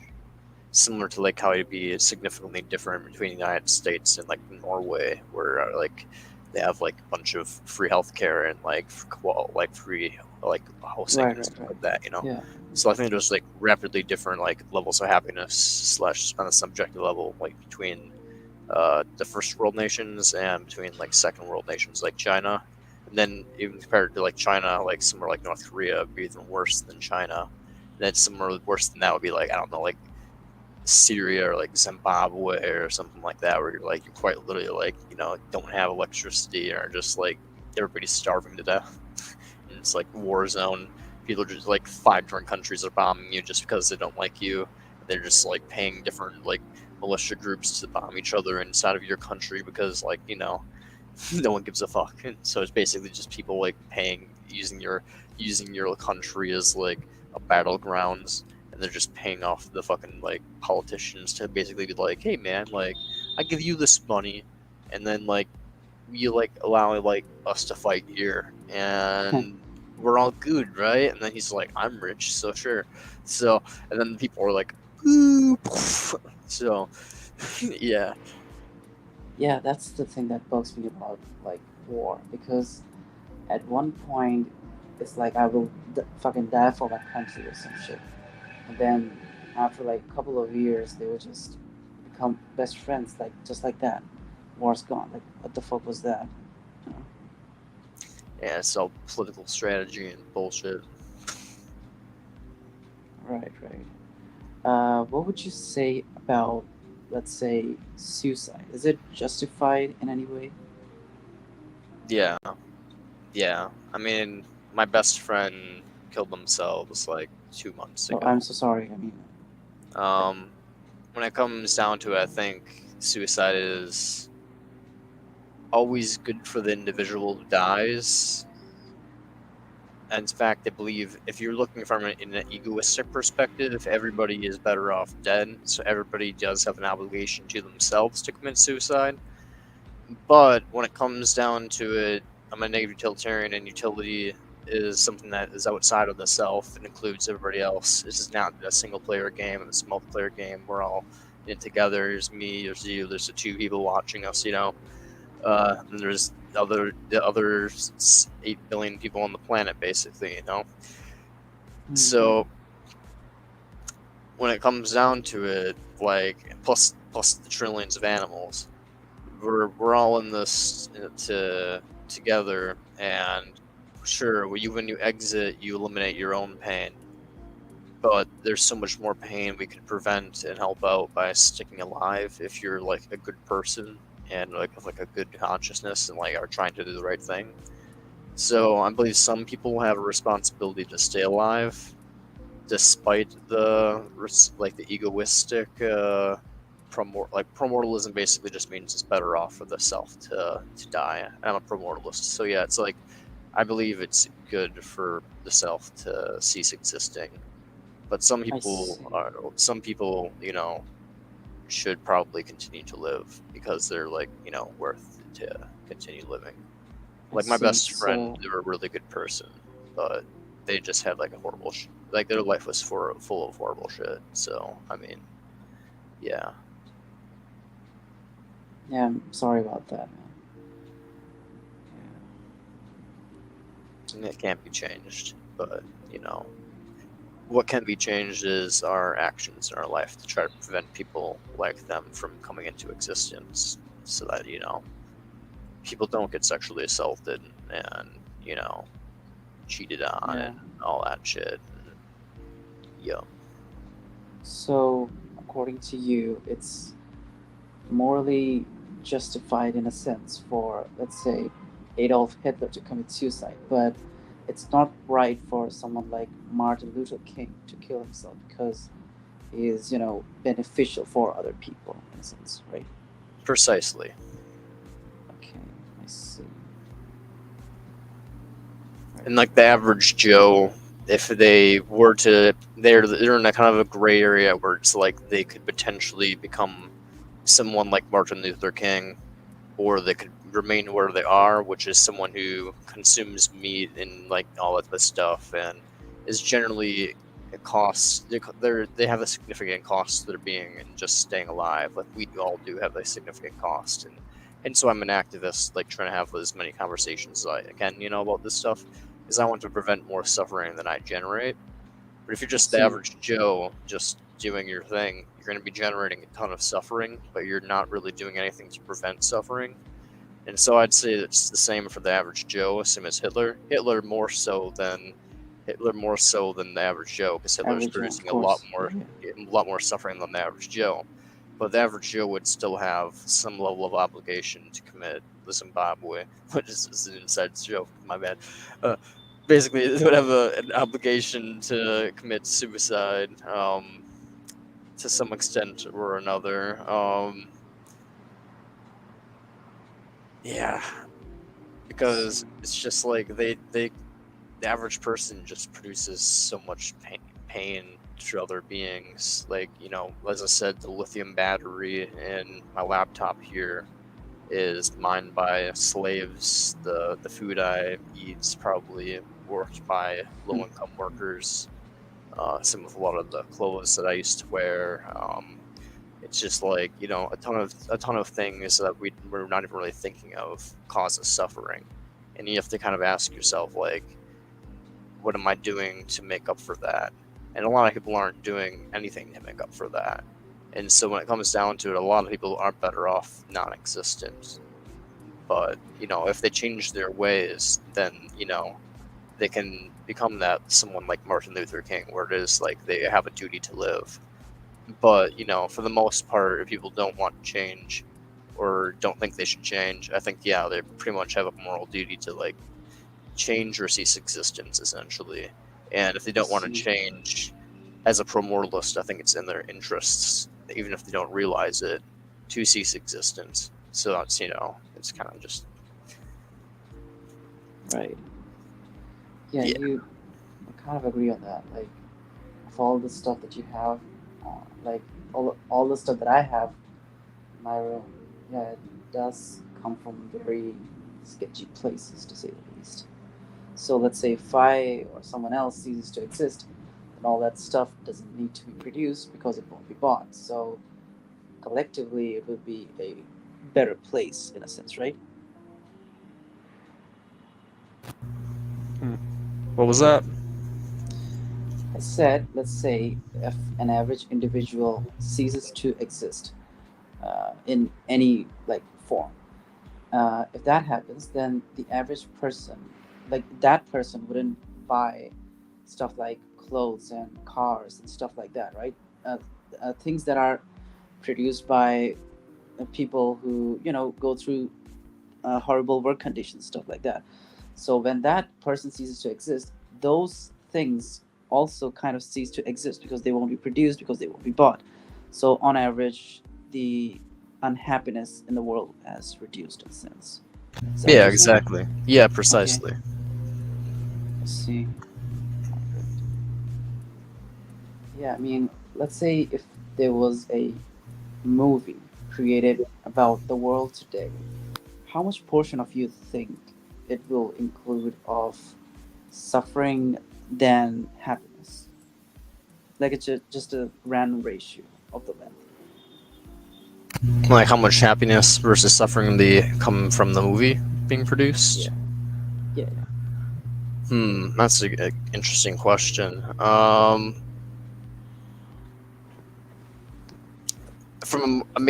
it comes down to it, you could say that like the boredom being prevented is a valuable thing, and so perhaps the amount of boredom being prevented in movie production could make up for the fact that the people on set are suffering and going through hell and stress and all that. Perhaps just because, you know, life is rather boring and tedious, and if people are going through all these duties, you know, they're going to want time to, when they're relaxing, they're going to want some type of entertainment, you know, something to take their mind off of the stress and horror of reality and all this stuff they have to do every day to like try to prevent suffering. So I mean, yeah, I mean, if we are in like a world like that, I mean, I do think that we would have duties to maybe provide entertainment value to people, like movies and stuff, because even though there is stress in the production of them, the relief of not being bored and having like something to take your mind off of stressors would be a positive / good relief that we would want to occur. We ought to have it occur. So I think, yeah, movies can be a good thing. It depends on the movies, and it depends on it really depends on the movie, like what you're like advertising. Obviously, like if we're like, you know, in this hypothetical future, just like making like gore flicks that just like we're like rating it E for everybody and like showing it to like our kids or something. You know, I'd be like, you know, maybe not that, but if we're like creating generally good films, especially ones with like good morals to their stories, like especially there's a lot of films that have like really deep meanings to them about like suffering reduction or just like the human condition and like what it means to be like part of Earth, being on Earth, or like part of human nature, and like have friends and stuff like that. Like there's a lot of really deep films that I think, you know, like ways to express things that are like that are good and ought to be forms that like provided as entertainment, but also provide the morals, this like life morals at the same time. And I think that those type of films are really productive, essentially. I see. Interesting. I've kind of ran out of things to ask, actually. No, that's no problem. I mean,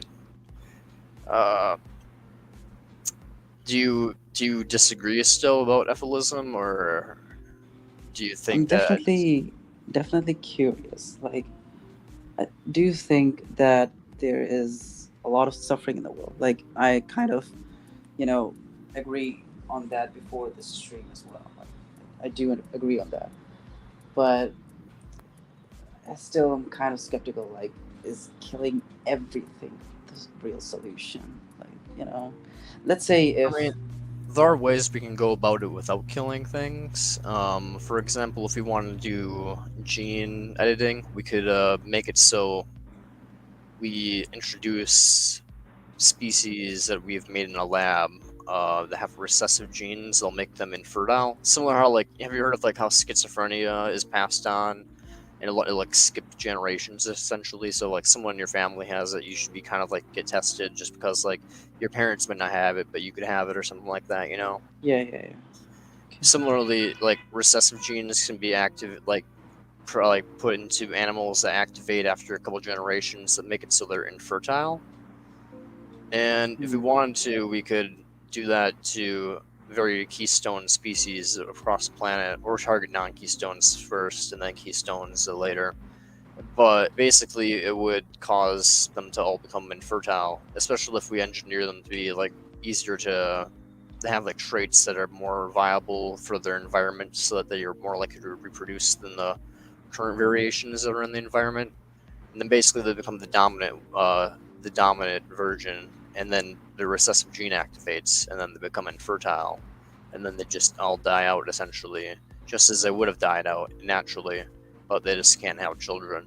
So they just live their lifespan and they don't reproduce, and you know, just as I will essentially, because I've got a vasectomy, so I'm never going to reproduce.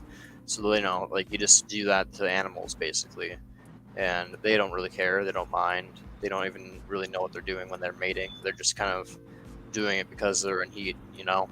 So when it comes down to it, they're still going to be in heat, they'll still have sex and all that, you know, they just won't be able to reproduce. So there's ways to go about extinction without killing if we want to do that. I just believe the more ethical way to do it is to essentially just nuke the Earth. It'll be a lot shorter process. So, and we do have the technology to do it. So I feel like the most ethical thing to do is just to nuke the Earth. But there are ways to go about extinction without killing them, and just to have it take its natural course. But that would be from like a deontological approach of EFILism. There aren't deontological EFILists. It's just rather rare. I'm a consequentialist / negative utilitarian EFIList, so. Okay, interesting. Have you watched Death Note, an anime? I have. It's really good. Yeah, so really stupid question, but I'm gonna ask it anyways. Would you agree with Kira's philosophy or not?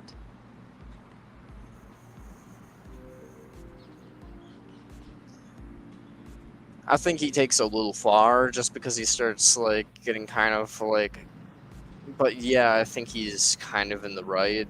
I mean, he's a primordialist, so like he's basically just giving a heart attack to someone who's a bad human being already.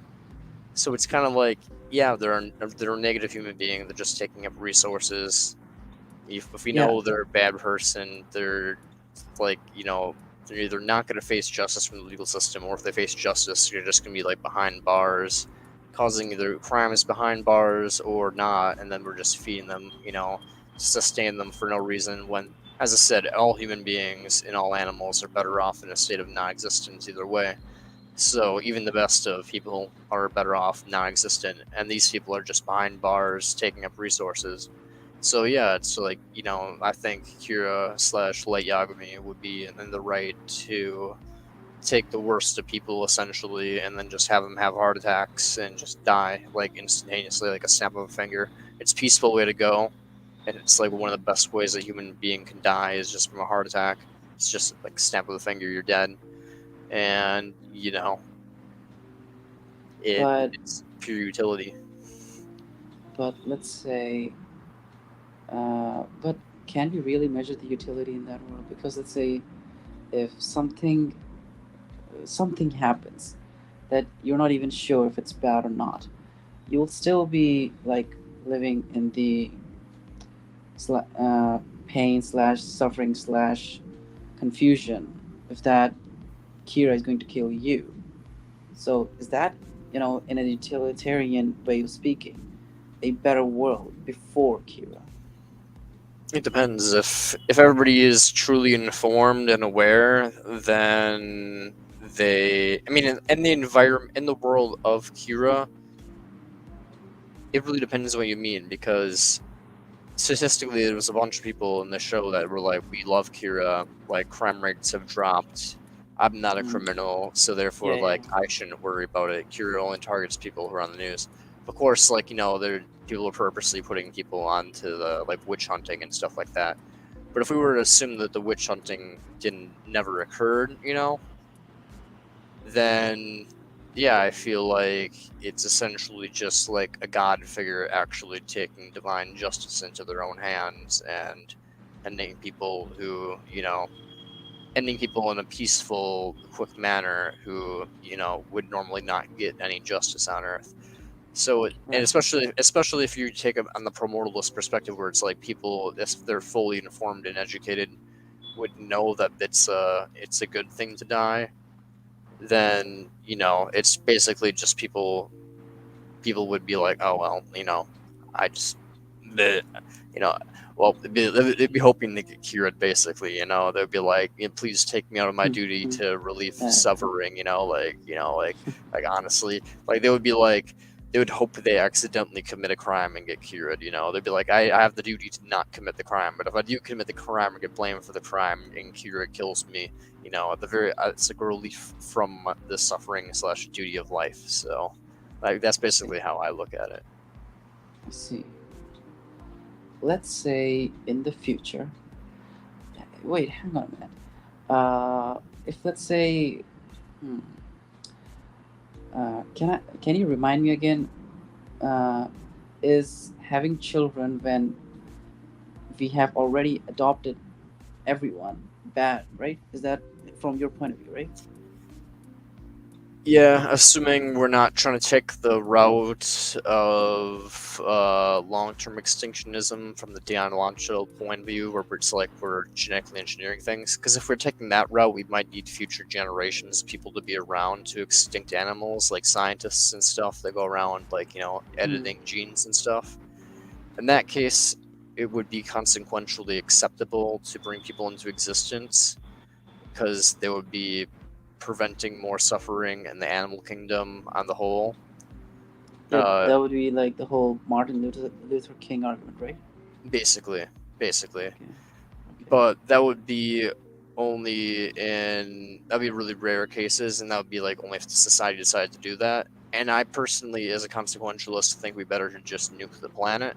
So yeah, I mean, I don't think personally it's justifiable to have children, even if we had adopted everybody, because the easiest solution and best solution is to just strategically make boot nukes the size like of Tsar Bomba was supposed to be, if not bigger, and then just like put them in areas around the globe that we need to, and then basically just boom. And we can do multiple options with that boom. We can either just boom and then wipe the whole Earth like all around. Everything's just gonna basically get fucked, or we can go boom and try to knock the Earth out of orbit and closer to the sun, which will basically just cause us to fry up. So I mean, someday or the other, we are probably going to nuke ourselves, I think. basically, the issue is though, if we nuke ourselves in an aspect of warfare, it might collapse all of society, but animal life and some humans might still live, and then sure, we'll all die in 1,000 years once the heat death, once the sun starts to expand slowly from the heat death, and life becomes uninhabitable on Earth. But that might just mean like there's still like 500, 200 years of like suffering and radiation and stuff like that, and weird mutations and stuff, like some Fallout crap. That's actually quite far away. Like the whole expansion of the sun due to its aging. I think that's kind of thousands of years away, actually. Yeah, it's thousands of years away, but it slowly is brightening. And if you look it up actually right now, when will the Earth become uninhabitable? By the way, which major are you doing in college? Philosophy major. I kind of expected that. Yeah. I'm actually doing mathematics and computing. Oh shit, nice.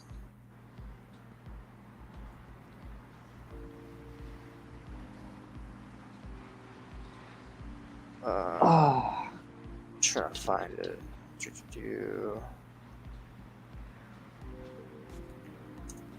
1,000 years.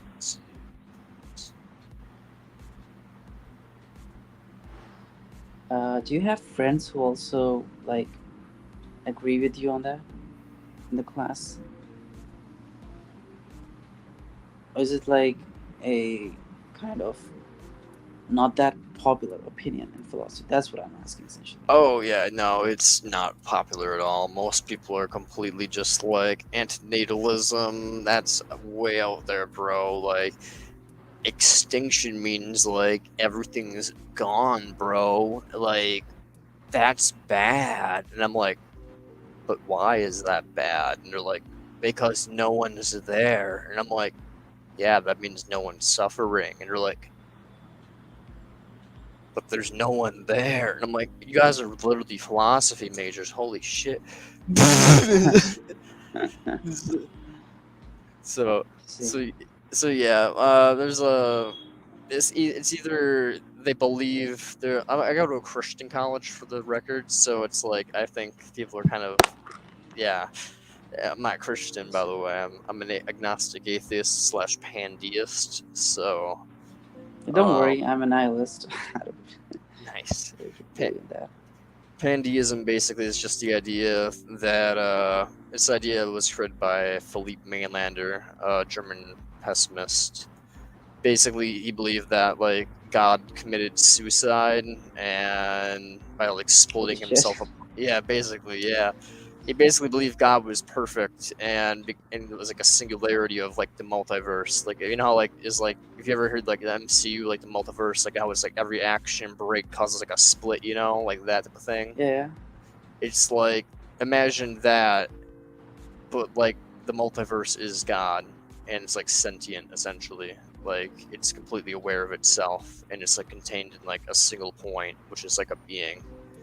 And that is what God is. It is all possibilities, good, bad, everything in between, the ultimate horror, the ultimate pleasure, everything.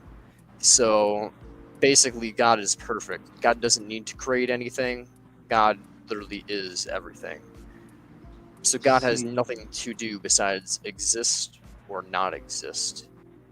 And basically, as evidence of the fact that we're here, God chose to cease existence. And it's likely because of the fact that pain has more value than pleasure. And yeah, basically the whole universe is just God disintegrating apart, and entropy is God's will. Wait, how did God not existing? Wait, how did we existing relate to God not existing? I didn't follow that line of thought. Oh, that is basically just our existence is basically just a coagulation of God's decaying consciousness. Like everything is God. Like everything, like quite literally, like whatever you're looking at is part of God. Like the whole universe is just God's corpse decaying apart. Okay. It's splitting apart and just disintegrating until it collapses in on itself as the universe reaches entropy. So essentially, we are just parts of God's like decaying consciousness that's have coagulated together and you know formed like this, like all the energy. Basically, everything is like you know how like science says everything is connected and everything is made out of energy and stuff. Basically, mainlanders just like yo, bro, that's God. G, like we're just all of God's connected decaying corpse disintegrating apart as we expand. So Let's see.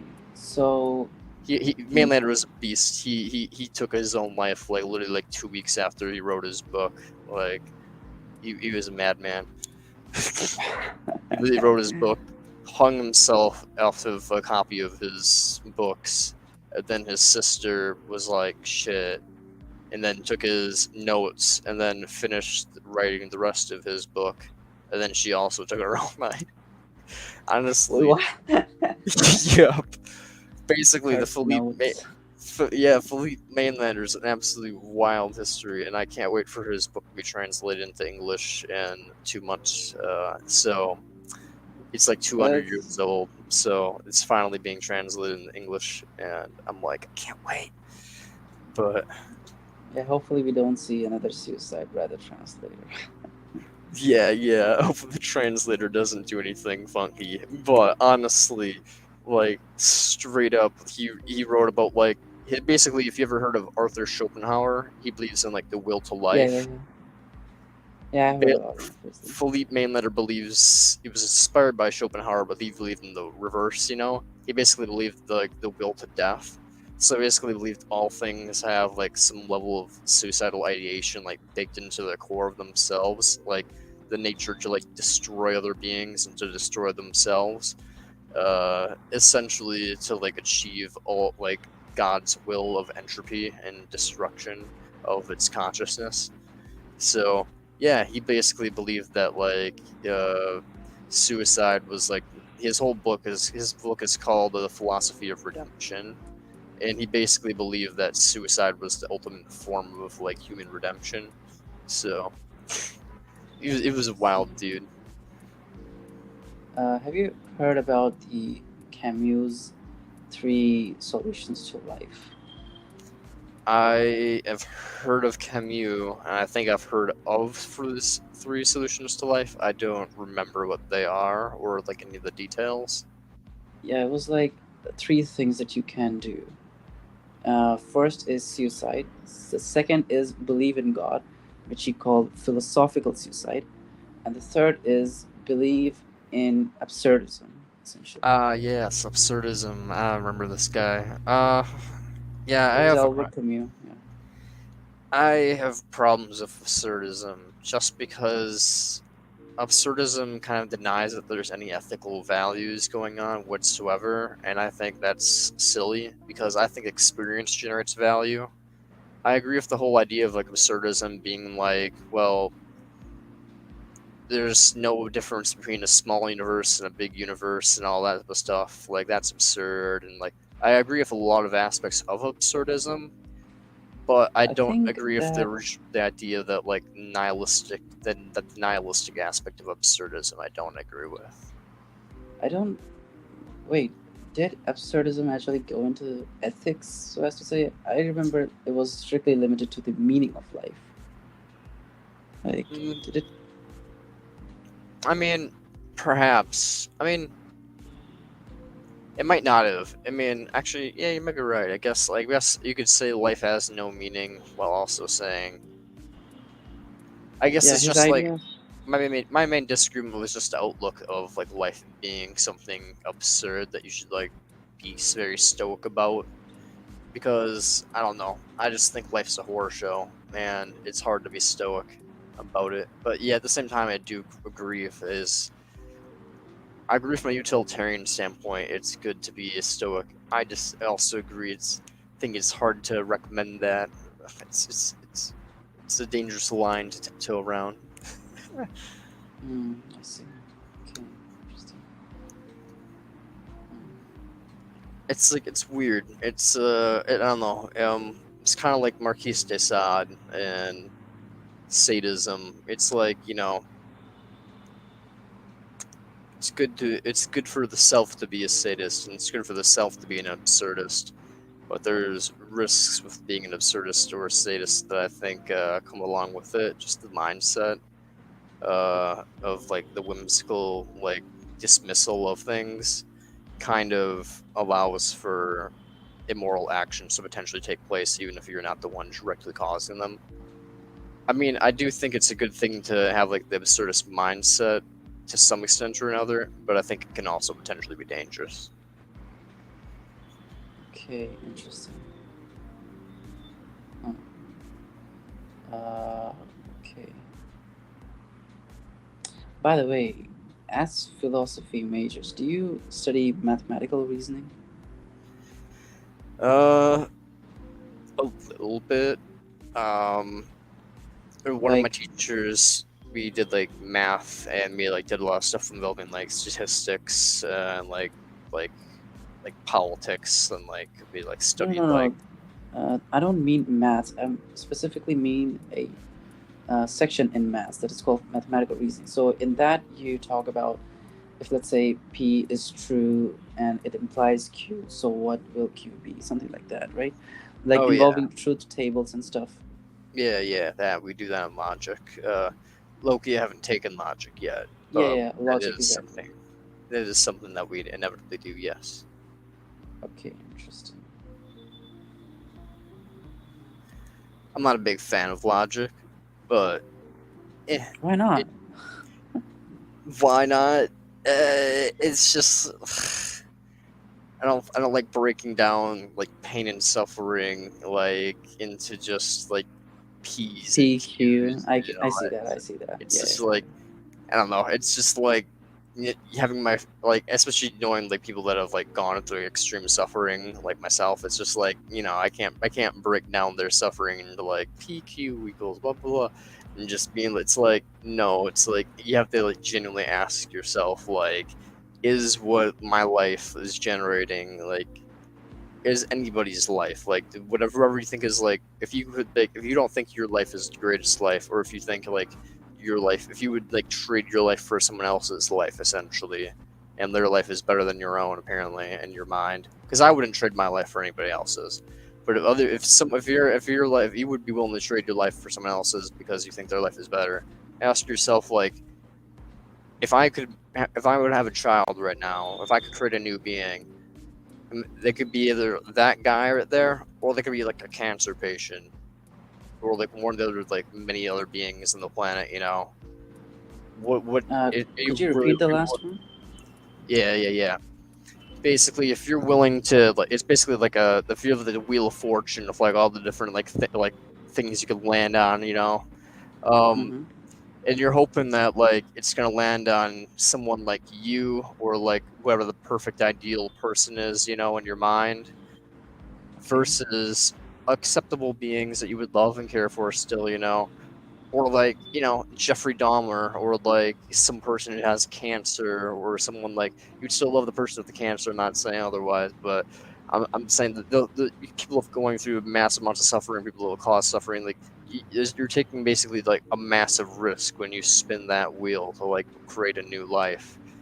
And basically, I don't think it can be broken down to just like, you can try to break it down to like peas and all that other stuff, but I think it's like you basically just have to ask people, like, you know, generally just like in a normative ethics kind of way, just like, yo, bro, are you willing to take that risk of giving someone cancer, giving someone like be a get sexually assaulted, or like get malaria, get this AIDS, you know, like whatever, like all these things, like, and not to mention, like, you know, we don't have any obligations to create pleasure. We do have obligations to prevent pain, at least in my perspective.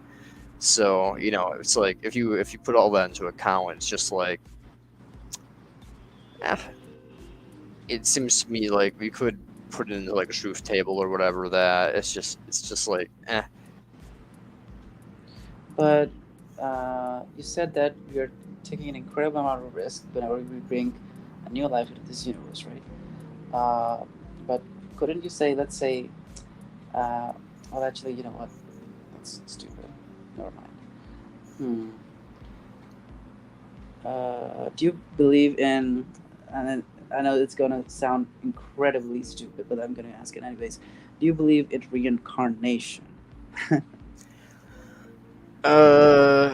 I am scared of that because generic subjective continuity, which basically just means that experience is the only thing that is experienced, and hence, like, even in the sense that also, like, your $5 is equal to my $5, your pain is equal to my pain, and someone else's experience of pain is equal to my experience of pain, and so it's like, even though I die, so long as experience happens at some point, basically it guarantees that there's gonna be bad things happening in the universe. And unfortunately, there is the idea that there is no God kind of terrifies me, because if Philip Manlard is wrong that there is no God, that basically means that some random chemical process made the universe happen. And if that's the case, that means even though we know what universe is going to hit entropy and collapse, it doesn't matter how long that time will occur, so long as that chemical process occurs again at some point, and it potentially will, it potentially could not. But as long as it has that potential to occur, it will occur at some point. And that means a new universe occurs, new pain. The pain is just as valuable as my own pain. And that's horrifying. So do I believe in reincarnation? I believe it's a horrifying possibility, but do I want it to be the case? No. Let's see. So it's a realm of possibility, but it's not a possibility you want. I see. Yeah, it's a possibility that I'm basically, it's like, I always say I'm like 60% agnostic atheist, 40% pandeist. The 40%'s just my hope, you know, my hopium. And yeah, the 60% is my realism of being like, yeah, it's probably just random chaotic processes that brought us into existence. And then whether that is a random chaotic process that will occur only once, or whether that will be a random chaotic process that occurs over and over again, is kind of a 50-50%. So, you know, my belief in Buddhism is about a total of 30%, basically. You know, 30% Buddhism, 30% hopefully just a random chaotic process that occurred only once, and then 40% Philippe Mainlander. I mean, you know, you said that you didn't like putting numbers on things. I don't, but when it comes down to it, I'm willing to for for my belief in God, just because it's like one of those things where it's like how do you put it into perspective, being like, I kind of believe in God, I kind of don't believe in God, and they're like, well, do you believe more in God, or do you believe less in God? And it's like, well, I guess I believe less in God. And it's like, well, how much less than God? Like a lot less, like you barely believe in God, or like you kind of believe in God quite a bit, but you don't. And it's just like, well, okay, I'm gonna put a number on it in like the ball range of like around 60-40, you know, like 60% don't, 40% really hoping that there's a God. That way I don't get reincarnated. I see. Let's say if reincarnation is real, right? Let's just say that. Yeah. And we end all human suffering altogether, right? What if we reincarnate into another alien planet, essentially, which is far worse in a sense that there's much, much, much more pain, and we're just going to be living those lives? What about that? Would that be a utilitarian net negative or positive? Well, as I said before, I'm an identity nihilist. We're all constantly dying and being reborn. So if we were, I mean, I think it would be positive, right? Because in a collective sense of like happiness, the Earth's value in utilitarian sense is negative. So if you remove that, then the overall utilitarian value in the universe should not change by that much, or at least it would not be, and like the pain would not increase in a sense, I think, right? if we get rid of Earth, it would be a good thing. Yeah, it would be a decrease in pain value, which puts it into a neutral, or at least if like it puts our planet into a neutral. And if there's other suffering in the universe, then they'll be still having bad stuff going on there. But our cold dead rock will be just as the same as Mars, you know, a neutral, like nothing's bad happening on Mars, you know. What would you say? Let's say that there are far more microorganisms than there are like bigger organisms, right? What would you say about the utilitarian thing if, let's say, the microorganisms are always happy existence? They feel no pain whatsoever. Let's say that comes out to be the scientific truth later on. Then Well, would we getting rid of, yeah. I'm pretty sure that's not the case due to the fact that they're pretty much just doing a lot of avoidance stuff. But even it was somehow the case that they are pleasured very much for things. As I said, I'm a negative utilitarian, not a utilitarian. So I'm not going to buy into the whole pleasure monster, utility monster thing of like, oh, well, Oh, yeah, therefore you we said can that. continue I life see. for the sake of the bacteria. Because I don't think pleasure really comes into account. It's just basically measuring pain when it comes to actual ethics. Like if we were in a completely neutral state, then maybe it would be acceptable to like talk about pleasure, but that's just because at that point pain is no longer on the table. But pain always comes first before pleasure does to utilitarians, because we don't believe anybody, and I don't think most people believe they do have I don't think you even believe this, that you have an obligation to create pleasure for other people, but most people believe they have an obligation to prevent harm to some extent or another. So when it comes down to it, as a negative utilitarian, yeah, it's just like it's very natural to us that we'd be like, no, I'm sorry, bacteria, but your pleasure is very cash money. I'm glad you guys are feeling great, but we're gonna nuke the planet, and you know, you guys won't care about that.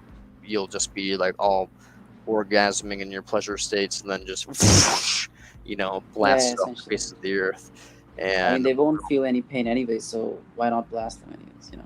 Exactly. So that's how we'd look at it. Interesting. Do you have any other like interesting beliefs than all this? Psychological hedonism's kind of another one. What's that? The idea that people only will pursue pleasure and avoid pain / chase relief sensations and avoid which is avoiding pain. And yeah, it's basically just the idea that we don't have free will, not from the whole deterministic sense, which is true. We do have like the whole deterministic sense that we don't have free will, just from like the whole idea of like, you know, atoms we can predict through physics, where they'll be in a macro scale. On a micro scale, things on a quantum level are a little funky wonky, but on a macro scale, things are pretty deterministic. So outside of that, Wait, yeah, actually, on a microscopic scale, they are very undeterministic, right? yeah, it's very undeterministic on a micro scale, but on a macro scale, it still is pretty deterministic. It's weird. But the thing is, on a macroscopic scale, things are still influenced by the things on the microscopic scale. Like, for example, if like the position of an electron on an atom is completely undeterministic. Like, that's what quantum mechanics says. Like, there is nothing to predict that position, and that position is definitely going to have an impact on the macroscopic scale of things. So in a way, you can say it influences things, but again, like, seeing the whole utilitarian in a kind of impact of the whole set of atoms, that is deterministic in a sense. Is that what you're saying, right? Yeah, it's deterministic on like the macro scale of like things collide and then they bounce, and you know, like you're born and you have like your genetics like already predetermined for you and all that stuff. And when it comes to like the psychological hedonism, that's where it kind of gets into like the more predetermined genetic sides of things, because it's like we're basically desire machines, and it's like you can, if you have an option between like vanilla and chocolate, I'm more of a chocolate guy myself, you know, so I'm going to choose chocolate. Now, I want to choose chocolate, but I could technically choose vanilla. But even if I chose vanilla, it's not because I wanted chocolate. So it's not because I wanted vanilla more than chocolate. It's because like some other reason, some other desire like outweighed my desire to have the chocolate. But that desire wasn't in my control, just as my desire to have to like chocolate more than I like vanilla isn't in my control. I can't control what my taste buds are like, nor can I control what my how my other desires are. Like if I wanted to live stream right now or not, like me wanting to live stream is like a part of my psychological makeup combined with my environmental like conditions, combined with my freedom to like do all that. Combined with my discovery of EFILism, really inspiring me to have like this whole like active duty like persona thing going on. So, you know, if all that combined makes it so like, you know, I am here doing this, but none of that is in my control, and none of that is like, I can't like control my desire to want to be live streaming right now. It's just a product of my environment and psychological makeup, essentially. Similarly, if I were to like end the stream right now, or like, you know, continue it on for like 3 more hours, you know, and like be really tired at work tomorrow, all of that would be like out of my control. It would be just a byproduct of like, you know, how whatever conditions, you know, I happen to be in my psychological makeup. You know, if I like at like 11 o'clock happen to still be awake and live stream, and I go upstairs and like pop my antipsychotics for my major depressive disorder, and then it makes me feel a little loopy, and I'm just like, yo, let's just keep this stream going. And it's like 1 in the morning, and I'm like, fuck, you know, that'd be completely out of my control. It'd be just byproduct of like the random factors that occurred, you know. I see. Interesting. Well, I actually have kind of far more simpler, maybe stupider, but simpler reason. I think it's deterministic because, you know, if you were to know the position of every atom in the universe, then there is a pretty good reason, by looking at the way science has worked, that it would be like, there should be a theorem somewhere that could, you know, if you were to input all the positions of the atoms and the way they interact, you'll get a completely predetermined timeline of the entire universe. Oh, I agree, 100%. Yeah, I agree with that too. I agree with both aspects of like determinism, where it's like we're determined from the psychological hedonist standpoint of like we cannot determine our actions; they're already determined for us. We cannot control that. But I also believe in like exactly what you said, where it's like physically, like from an atom perspective, like everything, including this conversation, has already been predetermined. Like we could put it in a simulation and click play, and we could, and if we could put that simulation and fast forward, and someone was like watching in another room, they could say what we're going to say like in a minute from now, basically, and know like exactly what's going to happen. So right. Speaking of simulations, would you agree to live in a simulation or live outside of it? I would not. Yeah, okay. I would not, because, as I said, I'm a negative utilitarian, so I believe it would be, from an egoistic perspective, it would be better to live in the simulation than to live outside the simulation. But best of all, it would be to just commit suicide and cease being altogether. But when it comes down to it, we have a duty to other beings because it's not a single-player game, you know? So until all suffering is reduced outside of there, we cannot even consider entering the simulation / doing the egoistic like decision or the foolhardy decision of entering the simulation, which would be better than our own world. Let's see. Let's say in the future, we could generate a code for every personality ever, right? So let's say there is a QR code for me, and if I were to scan it, it could completely, perfectly replicate me in a simulation, right? Makes sense? So if let's say we could generate these codes, like you don't have to give birth essentially to create a human. You can just generate a code and you have, boom, another human. Then is generating code and putting those humans in a simulation morally wrong in a sense, because you could alter those codes to make them not feel pain in a way. It depends what you mean, like physical pain or mental pain, because I classify every kind of pain. No pain at all. There's not even a word for pain in the dictionary at all. I'd be curious if they would have any desires, like what would be their motivations essentially, like if they like they might have some things that they would want to do, but when it comes down to it, a lot of her behavior is motivated by pain avoidance and like things we're trying to avoid. Like we work to like try to have like things, put money on food on the table and stuff, but like if we're not hungry, there's no reason to do a lot of that.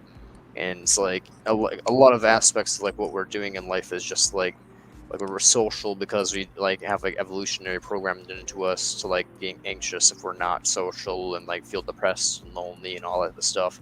So it's like if we remove all of that, like what are we really gonna do? Like what are we like, So it's like, sure, I would say it would be neutral to create a world where there's like beings that are like clones of ourselves without any pain, but I feel like they'd be kind of like creating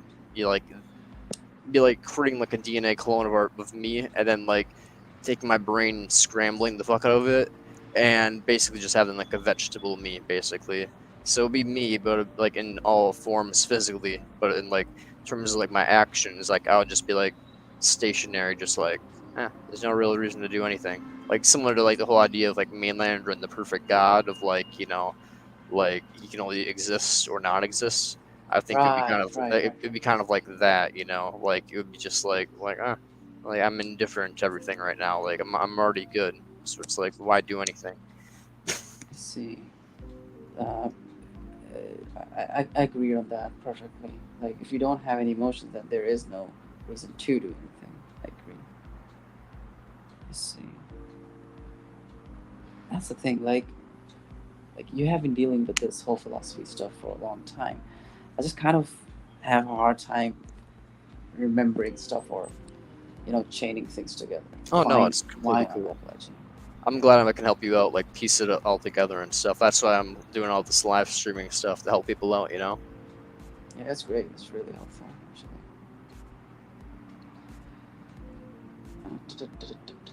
What else do you like to do? I used to watch a lot of anime. I game quite a bit still. Which one do you like? Anime or what's the other or like what's that? Animes that I like quite a bit were like Fate Zero, Fate Stay Night, Kataganatari, a bunch of crazy like action animes, and I was quite into like ones that have like a lot of motions too, like what am I forgetting its name? I don't know, like Angel Beats, and stuff like Okay. that. All right. So I was a fan of quite a bit of anime back in the day. Don't watch it as much as I used to, but you know, I'm gonna watch Vinland Saga eventually, the season 2, you know, and stuff like that. Video games, play a lot of like Overwatch. I'm gonna eventually beat the rest of We Happy Few, and I'll stream that on Twitch when I do so. The Last of Us is one of my favorite series ever. I literally have Ellie's tattoo on my arm. Oh, nice. So, yeah, I have a bunch of tattoos actually. I have cherry tree. Shit. That's a lot of tattoos. Yeah, I got an hourglass. Got a whole sleeve. So a bunch of Is it mushrooms. painful?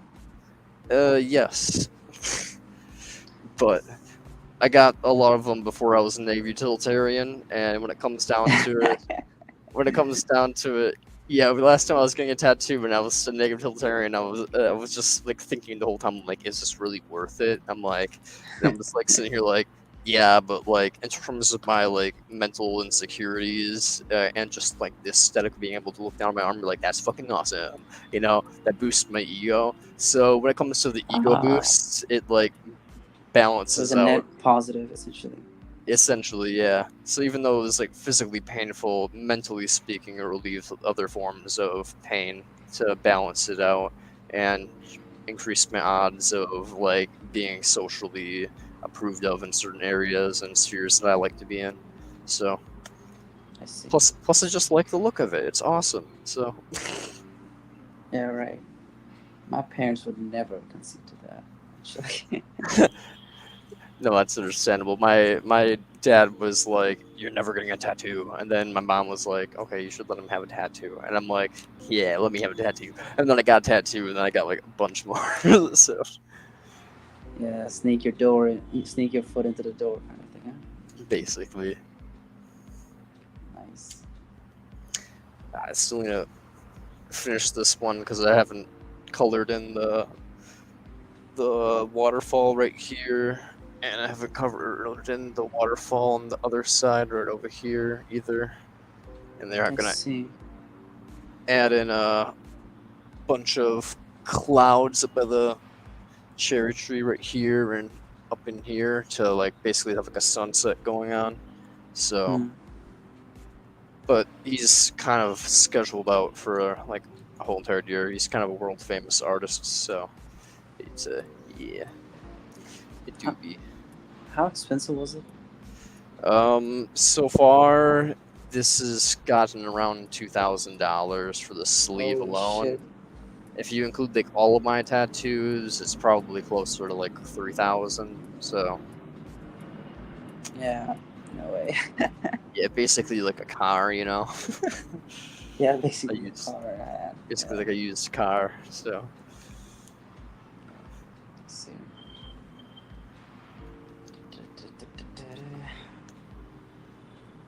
Well, that's cool though. I think tattoos are cool. They are, and once you start getting them, you get like addicted to them. So, like they're fun to get. They have like a lot of aesthetic to them. Like whenever you're looking in the mirror, you're like, fuck yeah. Plus, I'm a stoner and I like psychedelics. So like, you know, tripping balls, and you look at your arm, and your whole arm's just like, and you're like, wait, you're actually into psychedelics? Yeah, man. Psychedelics are awesome. I've actually never tasted alcohol or a cigarette ever. Fair enough. Fair enough. I mean, it's not because I didn't want to. It's just like never felt the need in a way. No, yeah, I completely respect that. I mean, I encourage people to explore their own mind, because there's a lot of depths of your own personality that like are hidden by your like in your subconscious that you're like are kind of awoken by psychedelics and the experience I of like see. using THC. I'd use THC before you dive into psychedelics, just because it's a little bit more like, an easier thing to understand. Well, you could do a minor dose of like psychedelics and be fine. I know someone who never smoked weed, and then I got them to try mushrooms, and they had a great time. So, Let's see.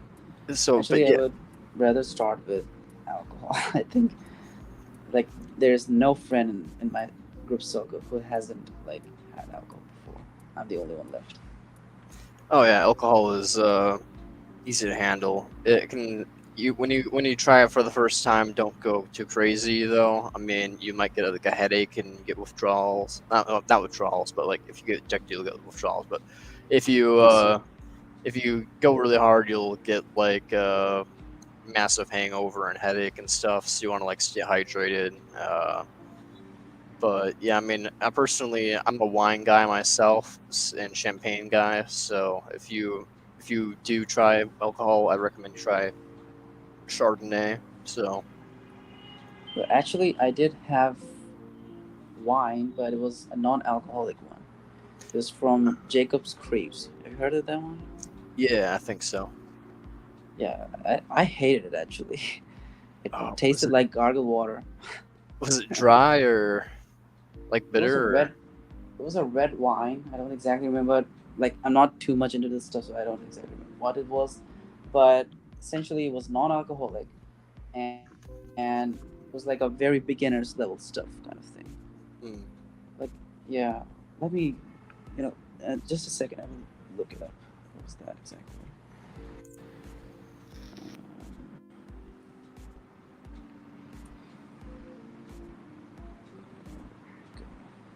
Yeah, so it was a unwined Shiraz, non-alcoholic wine. Hmm. Yeah, it was horrible. It was absolutely horrible. Like I drank 2 cups from it and just immediately gave it to my friend. No, that's fair. Wine is not for everybody. Some people like it, some people don't. There's a lot of different flavors of wine too. Like some are dry, some are sweet. Sweeter wines are way better in my opinion, but that'd be like Yeah, sharp. it was terrible. Like it literally just tasted like garlic water. I couldn't you would have to pay me to drink that. It was terrible. Anyways, which anime are you into? Kind of forgot to ask that. My favorite series is Fate, like Fate Yeah, Zero, yeah. I Fate mean, Stay Night, that I Heaven's Feel. understand, Fate and Angel Beats and all that stuff, but I kind of meant into like the philosophical ones, like Death Note and stuff. Ah, okay. Hmm.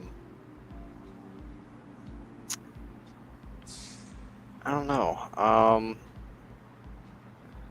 Philosophical. Maybe you haven't watched that much, I guess, because there are some that are quite interesting. Have you have you read The Brave New World, the novel by Aldous Huxley? I own the book, but I haven't read it yet. Okay, so I better not spoil it actually. But yeah, there are quite a few interesting animes. I mean, that's the thing. Anime actually got me into philosophy to begin with, so that's the point of view I have, in a way. Awesome. Yeah, I guess like Near Automata is pretty good. I don't know if the anime is completely finished yet, but the game is really good. So Yeah, game's pretty good actually. Yeah. Completely agree with that. it got me into like existentialism a little bit and like the idea of free will. And I was like I was already into like free will when I played the game, but like it kind of was like, shit, bro. What if we're all just programmed? And I was just like, wait a minute. Evolution. Yeah. Evolution, Actually, you bitch. We're all robots. evolution is the. I can't believe that the entire whole living ecosystem that we have is just built upon like so many graves by evolution. It's really just it's not the evolution of the living, but the ones who's not desirable is killed off. It's so fucked up. It's unreal. Pretty much like 100 billion, 110 billion people just for this mess shit Have show. died. And that's just people. Like animals, there's trillions of animals on Earth now. In all of history, millions and millions of years, it's like, no. It's like, that's it's not acceptable, bro. It's just too much. Agreed. I'm gonna pull up some more fun videos or short little clips. Yeah, sure.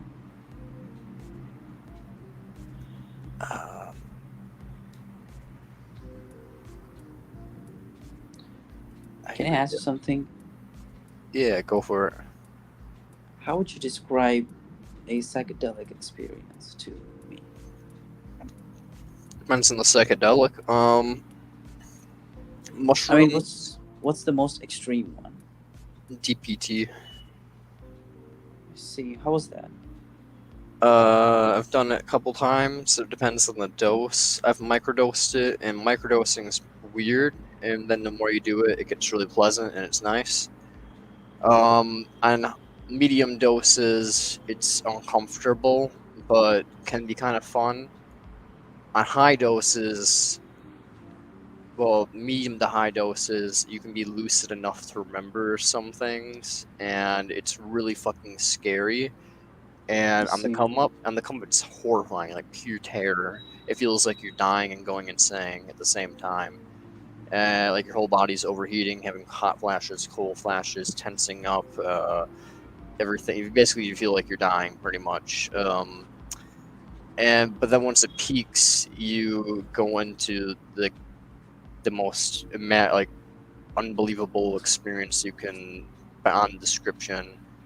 And then when you come out of it, it feels like, I don't know if it's just like how the drug is or if it's like an adrenaline rush but like most people, including myself, describe like the come down, if so long as you're not having a terror trip, which a lot of people have terror trips in TPT, but so long as you're not having a terror trip, the come down is like pure, like awesome. Like you feel amazing, like you feel great. And the highest dose that I ever did, I basically saw like this owl being that was made of chrome and had like gem eyes, and it was this infinite void of white, and at some point transitioned to like this like infinite darkness that like felt like malevolent and like horrifying.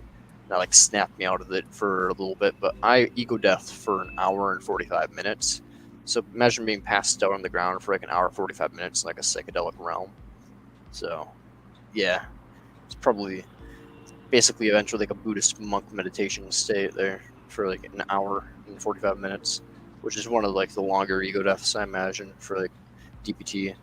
But nonetheless, I'm kind of an expert at like tripping shit, so.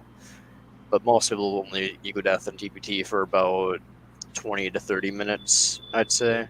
So time before that, I ego deathed for about 30 minutes. But that last time I ego deathed on DPT, I ego deathed for an hour and 45 minutes. But I let go right away though. So I let go like right away in the come up because it was pretty fucking spooky. So I'm like, nope, we're letting go. Let's see.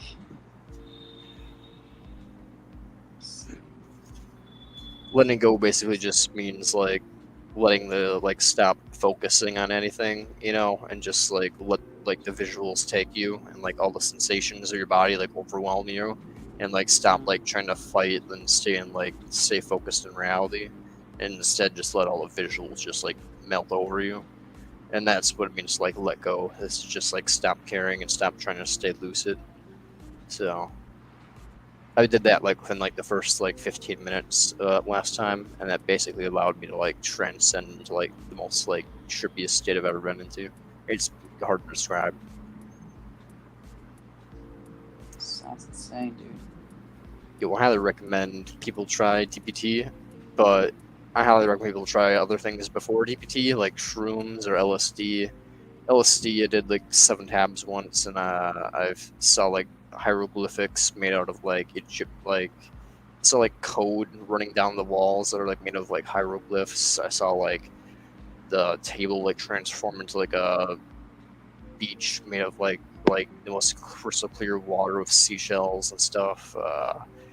So like infinite patterns and like drips of like my window, and yeah, it was like the most crazy like LSD and like DPT and DMT and shrooms. There's like in general there's some like crazy experiences you can have, like, and shrooms have like entered like into like this field of like wheat that was made out of light. Like you can like see like the most beautiful things that you've ever like beyond your imagination, especially if you have like aphantasia or something like that, where like you have like really weak internal visualization. Like psychedelics can be like perspective changing, essentially. Like they can allow you to like see things of your inner mind that you've never been able to imagine before. I see. So it's much better than like actually consciously trying to visualize something, right? Yeah, shrooms feel more real than real, by the way. Like LSD feels Okay. fake, but when you're on shrooms, it feels like you've just entered into like what reality should be. Like it feels like perfect. Like I don't know how to describe it. Like it feels like reality's like just like you just like shifted a little bit. Like we're like in a reality to the left of ourselves, and like everything in the left is a little bit funky wonky and not that good. But if you go a little bit to the right, it's like it's pretty mint there. And that's what shrooms feel like. It feels like you just took a little bit of a shift in your perspective, and everything just kind of clicked into place, and it just feels like pure euphoria. Like everything's just like divinely connected and like supposed to be the way it is. Like that's how shrooms feel. But at the same time, it's just kind of like an illusion of the psychedelic realm. So I mean, pain still exists. Like if you get like if someone punches you, you know, you're gonna be like, oh fuck, like I'm no longer in harmony, bro. so you know, it's just an illusion of the psychedelic realm, but because you're tripping shit. But you know, it is one of the most amazing sensations that you can have that really like puts things into perspective in terms of like your being on this earth, and like how you have like a duty to like other things, and how like their experience when they're having an experience is just as important as like your experience that you're having. And just like the idea that experience itself generally has a lot of value. Like I used to be rather psychopathic, still kind of am, but I mean, yeah, once you begin to realize, like, once you trip shit and you like enter like a certain level of like state, like you just kind of realize like, oh fucking shit, like I used to not think like experience mattered very much. Like I was just kind of like, well, it is what it is. I die, I don't die, you know. Like it really do be like I could be being tortured right now. It just kind of is like it matters to me and only to me. Like literally like there's no God, so fuck it, nothing matters. Like that was basically how I used to be. Like once I became an atheist, I was just kind of like there is no God, nothing matters. But then once I stripped shit, I was just kind of like, no, like generally like there is something here, like experience generates value. There is something about like not being a rock. There's something about like being, you know, a conscious thing with like a brain and awareness of itself and other beings, you know. So that's what psychedelics kind of did for me. It kind of just woke me up to the fact that like there's more to like than just like my value. Like it sounds like that's obvious, but like when you're pretty psychopathic, you know, so it's like it doesn't really click in your brain that other people's lives like matter. Like you understand that other people like say that stuff matters, but like for you yourself, you're just kind of like, yeah, okay, guys, if you say so. I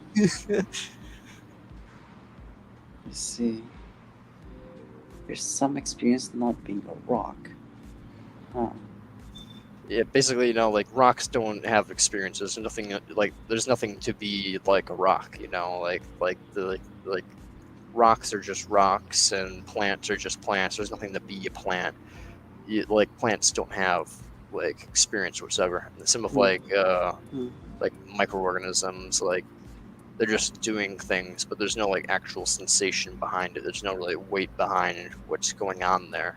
But like for like a pig or like an ant, they're like, I imagine there's some level of like discomfort. You know, they're responding to things, have awareness. You know, so there's like a what's it like to be of those things, and that's where value is generated in the universe, is in the fact that there's like experiencing beings. Like rocks smashing into each other doesn't have any value. It only has value if like something with a conscious brain perceives it and desires rocks to smash together and goes, ooh, wow, that's cool, you know, and then value is generated from the rocks smashing together. But the rocks themselves don't have value in any sense besides when a conscious being perceives them and generates value out of them. You know what I mean?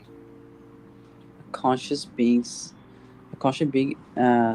a rock and generates value out of them. Could you extend that to the existence of the rock? I don't think so. I don't think you can extend it to the rock, saying the rock has value in existing. It would just be like... No. That's what I'm saying. I'm saying that the rock exists only when it is perceived by a conscious being. Oh, no, I don't believe that. I mean, in some sense, in it some is, right? sense, Because in some sense, yeah, because it's like there's only the universe. Like really, when you think about what are objects, like if you think of there's like literally quite literally just the universe, and we're basically just a bunch of like one big old moosh blob, like one big old blob, and everything's swirling around that blob through the chaos of evolution. Somehow developed like individualism and like sentience and like its own conscious selfness, Right. whatever, which is an illusion, and it's an illusion. There is no self. But when it comes down to it, yeah, I mean, I guess. I thought of this, let's say, if I see a rock and if it's gray in color, then that ideation of what a rock looks like, that is gray in color and has some particular shape, that only exists in our minds. So the existence of that idea of that rock, that is something that we created. But in reality, it is every other color than gray. So in that sense, we don't kind of validate its existence in a way. Like, I'd say like the rock exists outside the mind, but its value is generated in the minds that behold it. Like there is substance out there that could be defined by rock by a perceiver, and that substance doesn't go away when the perceiver goes away. It just could not be defined as a rock without the perceiver to be there, essentially. See, have you heard of the G&W theory of consciousness? I don't think so. It was like a global workspace theory. It was like, yeah, I don't exactly remember what it was, but that actually is an interesting idea. You have not heard of it? No, I don't think so. Okay, so what's your idea on consciousness? My idea on consciousness is just we came from evolution, which is really fucked. But basically, it's just random mutations, and at some point, well, here's the thing: like consciousness, like it depends. I guess like what you mean by consciousness. I guess like sentience versus like consciousness, like self-awareness versus like inner monologue stuff. Like there's a lot of different variations. Like inner monologue is like fairly recently in evolution. Like I have an inner monologue. Some people don't have inner monologues. It's after language, right? Most probably. Yeah, exactly. So some people don't have inner monologues. It's weird. I don't understand how that works. It's fucky wucky. But yeah. But yeah, it's just a product of evolution. At some point, we started developing social aspects, which is when we started entering into multicellular organisms and started leaving the ocean. And once we left the ocean, we became, I guess fish are sentient. I don't know if fish are conscious. I guess I don't know if fish are conscious or not. I'm not a biologist. I can't really make that call. But fish are at least sentient because they have the ability to feel pain and stuff. But consciousness for sure evolved by the time we got out onto land and started becoming like mammals and birds and like. Well, I'm not even sure if birds. Some birds are conscious for sure, like ravens and like corvids and stuff like that, and like parrots. I mean, conscious in the sense like they are not definitely not having thoughts, but in a sense that they can think of themselves in a sense. Like, what exactly do you mean when you say that birds are conscious? Yeah, I guess that's kind of what I mean. Like being able to understand that they are like something, and that there's other things going on around them that are like outside of themselves. That's kind of what I mean by conscious. I see. I see. I'm not sure if birds who fall into that. Some birds would for sure, like crows and stuff, but I'm not sure. Actually, monkeys are definitely conscious in that way because dogs don't think of us as separate beings. They think of us as the top dog, essentially. But monkeys definitely think of themselves as think of us as a separate thing than a monkey. So it knows the existence of us as something separate than itself. So you can say by using your definition that it is conscious in that sense, but they're definitely not having thoughts that like we do, obviously. Yeah, for me, in terms of ethics, what matters is if they're sentient, not if they're conscious. But definitely consciousness is important in terms of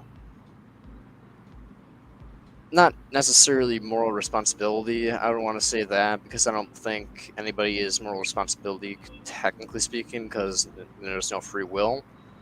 But it's more like accountability, I guess is the word you could say for it. Like how severely they should be made an example of in order to dissuade behavior, like if it's like something that's like a conscious being, like a human is a moral agent, then being like bad human punishment, to be like everybody else don't do this or you'll get that bad thing happen to you also, and then everybody else is like, oh okay cool, I won't do that. Similarly with like a conscious animal that's like, say, like a dolphin or something, if the dolphin's acting all like rapey or something, and like somehow we could like train the dolphin to not be rapey and punish the dolphin to make it not be rapey, I'd say do that, because the dolphins are pretty smart and they can probably figure it out. But if it's like some small dog or something like that, or like that has like this intelligence of like an infant, and won't understand what being like punished is, then it's like, we ought not to punish them because it's just needless pain generation at that point. But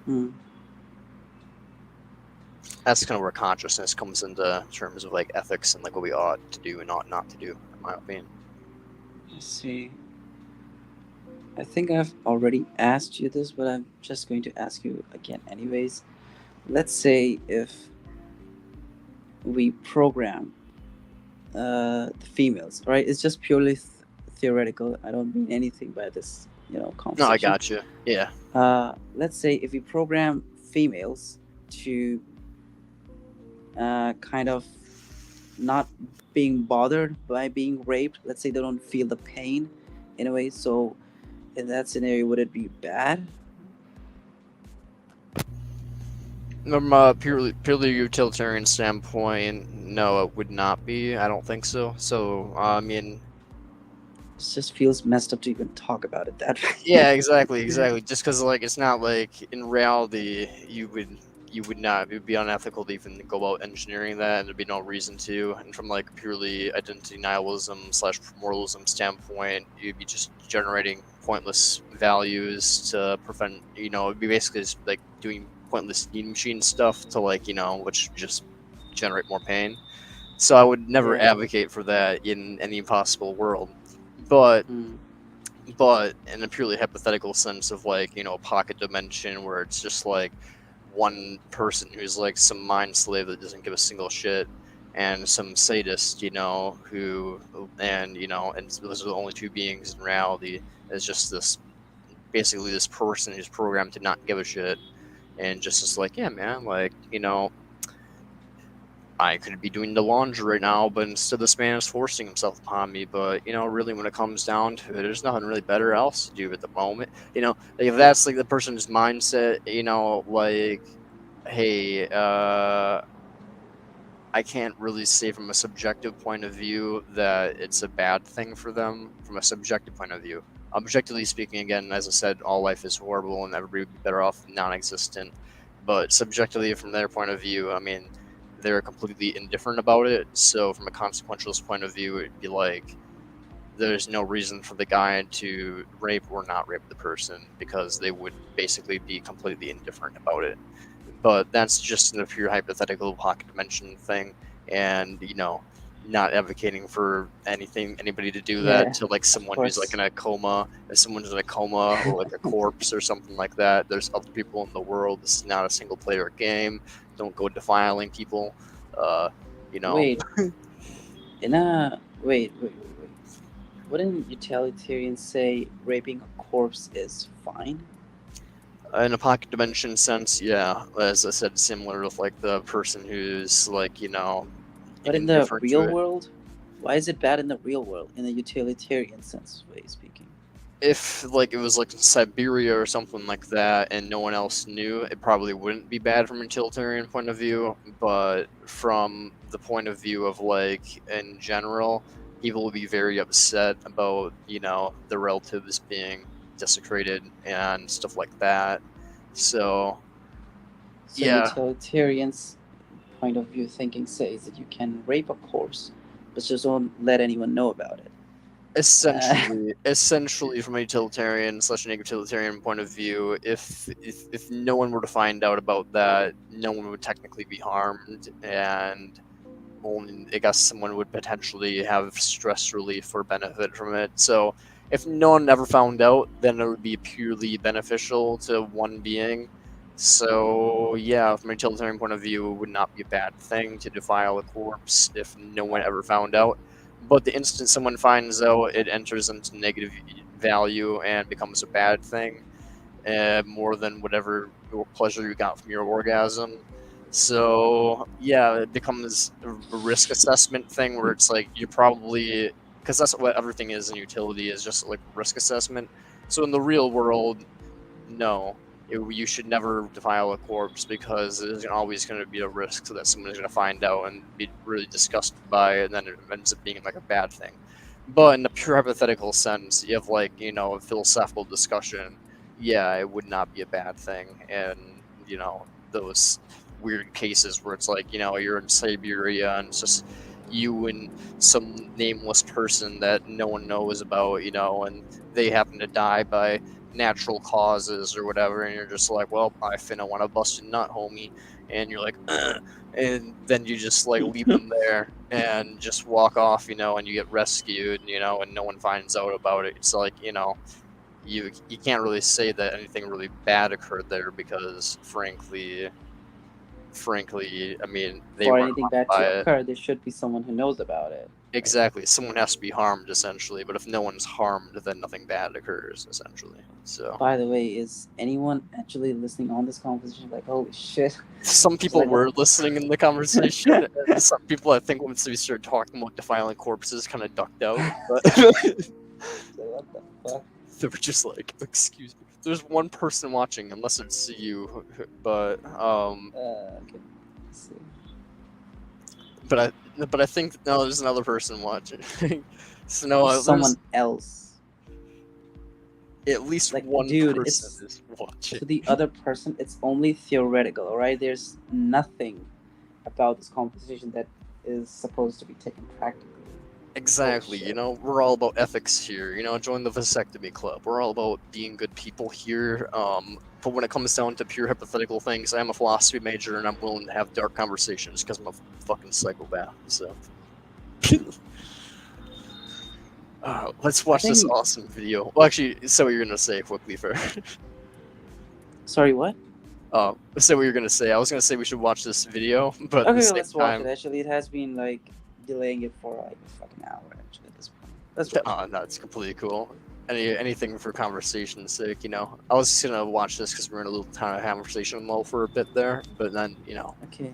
anything for conversation. Universe, the physical truths are right in front of you. Anytime you want to go look at it, you can look at it and see what reality is really doing. You can see what's happening in a slaughterhouse, manufactured in your head, and understand it. You can know what's happening in nature. You can understand the statistics. Well, if a sea turtle in its lifetime lays 10,000 eggs, and there's only going to be a replacement population, so that means just 2 survive out of 10,000, kill 9,998 children turtles, so we can have 2 little adults. And that's acceptable. Why not? Kids suck. Let's murder them in brutal, horrible ways. Let's peck them to death and disease them to death and have a shark bite their little legs off and all kinds of shit like that. Because we enjoy that. We think that's spectacular good sport. That's all you're doing. You're just being shark massagers, massaging the joint on the great white shark and saying, yeah, go baby, go. Go baby, go. Rip some more shit to pieces. You run from the truth. You think you're going to escape everything because you think you're fucking special. That you're not going to get die choking on your own vomit disease. You're going to get some more pleasant way to go. That's how you think it's going to end for you, because you're delusional, hope-driven escapers of reality. That's it. There's nothing complicated here. You don't need a Gary to say this. There's no grand philosophy. Just be honest. It doesn't take much effort to be honest for a second. Just say, what am I basically? Oh, a conniving, scheming, gluttonous, whore of an asshole. Just want. Need. And you can't just admit that. And admit that's the only thing that's driving you. It's these silly ambitions, silly glorifications of your status as a human. I'm a thinking thing. What fucking grand thoughts do you actually have? How many minutes of the day do you spend thinking anything grand or decent or consistent with the actual circumstance, which is the meat grinders grinding right now, every second, billions every minute? Snapped in the trap, the disease starts infecting, you go blind. Yeah, every second this is going on.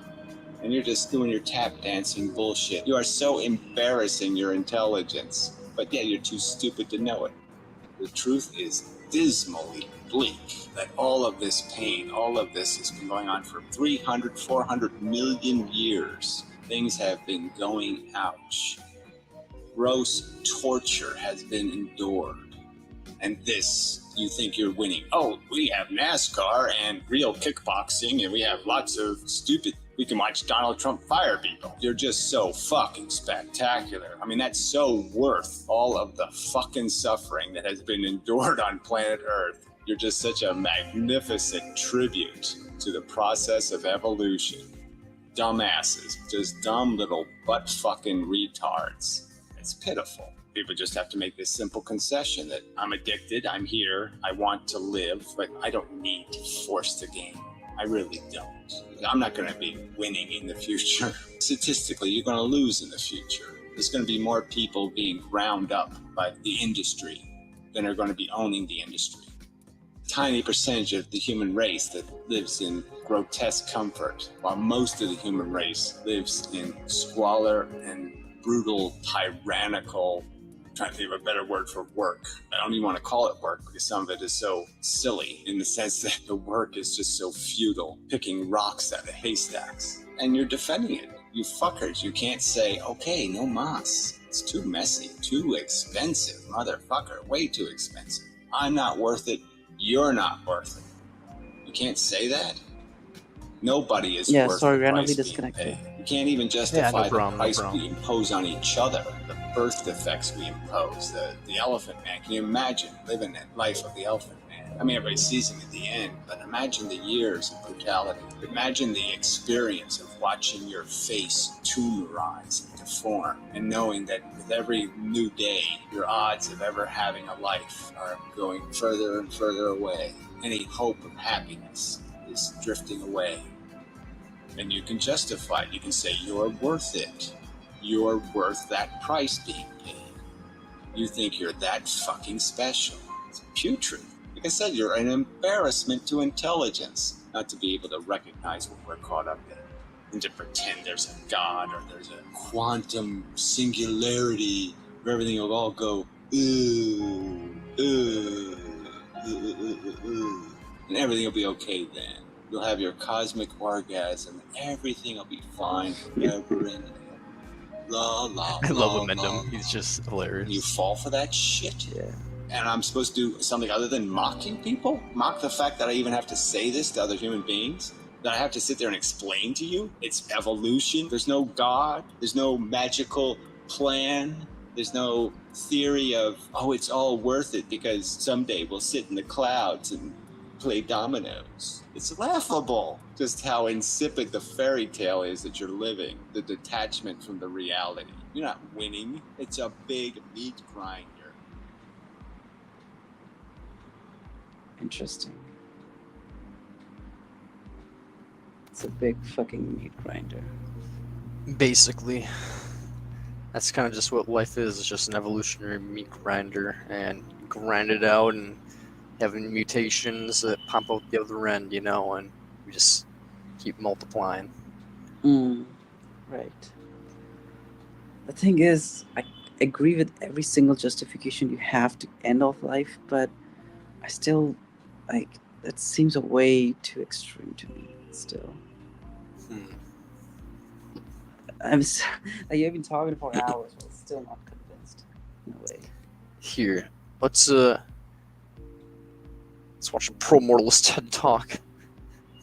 The reality of the world is that, by and large, people do not get better, nor do they typically mature beyond, at best, adopting age-coded habits meant to appeal to a shallow aesthetic of mainstream respectability. With competitive subtlety, they set aside their bleeding hearts. The most must offer something of compassion that they can reconcile emotionally their necessary assimilation into a system which creates the problems they offer compassion for. These problems themselves, chiefly deriving from poverty, must be viewed always in isolation. Honestly, I can't. I'm too autistic to take the static noise. I'm sorry. It's okay. This is the playlist that you shared, right? Yeah, this is probably one of the better videos, some of identity nihilism, and if you ever... Are you an antinatalist or no? Antinatalist was that one we should stop having children, right? Yes. Yeah, I'm up for that, definitely. Awesome. That's the main thing that I want to convince you on is stopping having children, because when it comes down to that, I mean, you know, I guess, like, I don't really have any perspective hopes that we are ever going to be able to stop, like, animal suffering. I don't think we'll ever convince people of that, but I at least think I can convince people of, like, you know, people to not have children, and that is a wrong thing.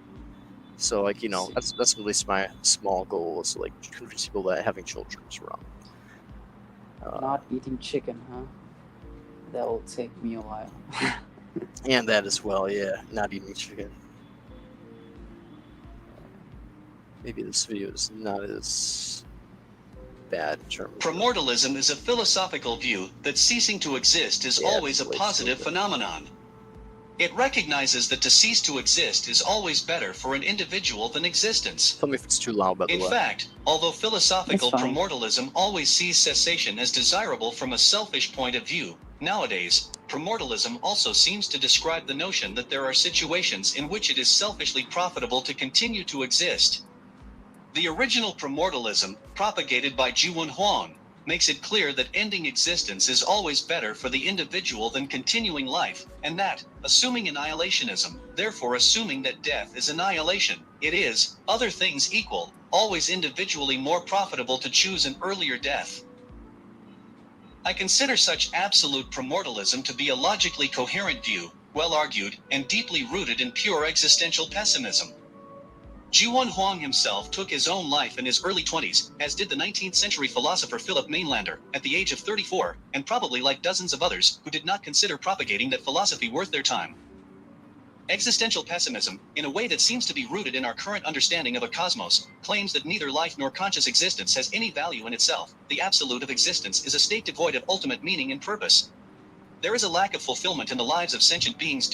Also, if you want me to pause at any point, just let me know. Yeah, actually, the thing is, I'm kind of hungry, so, you know. Oh, I gotcha. I'm also getting a little bit hungry, too. So, yeah. Will you be up tomorrow? Because I'm kind of free this week, actually. Tomorrow I work for a little bit, but I should be free after my class at 3:30. 2:20. It gets done by 3:30. So, basically, yeah, I should be free most of tomorrow. Oh, cool, awesome. If I'm free at the time, I'll definitely check you out, right? Awesome, cool. Okay, you can watch Promortalism videos tomorrow, or you just check out that in your own time. Up to you. All right. So, all right then. Bye bye. Ciao. Take care.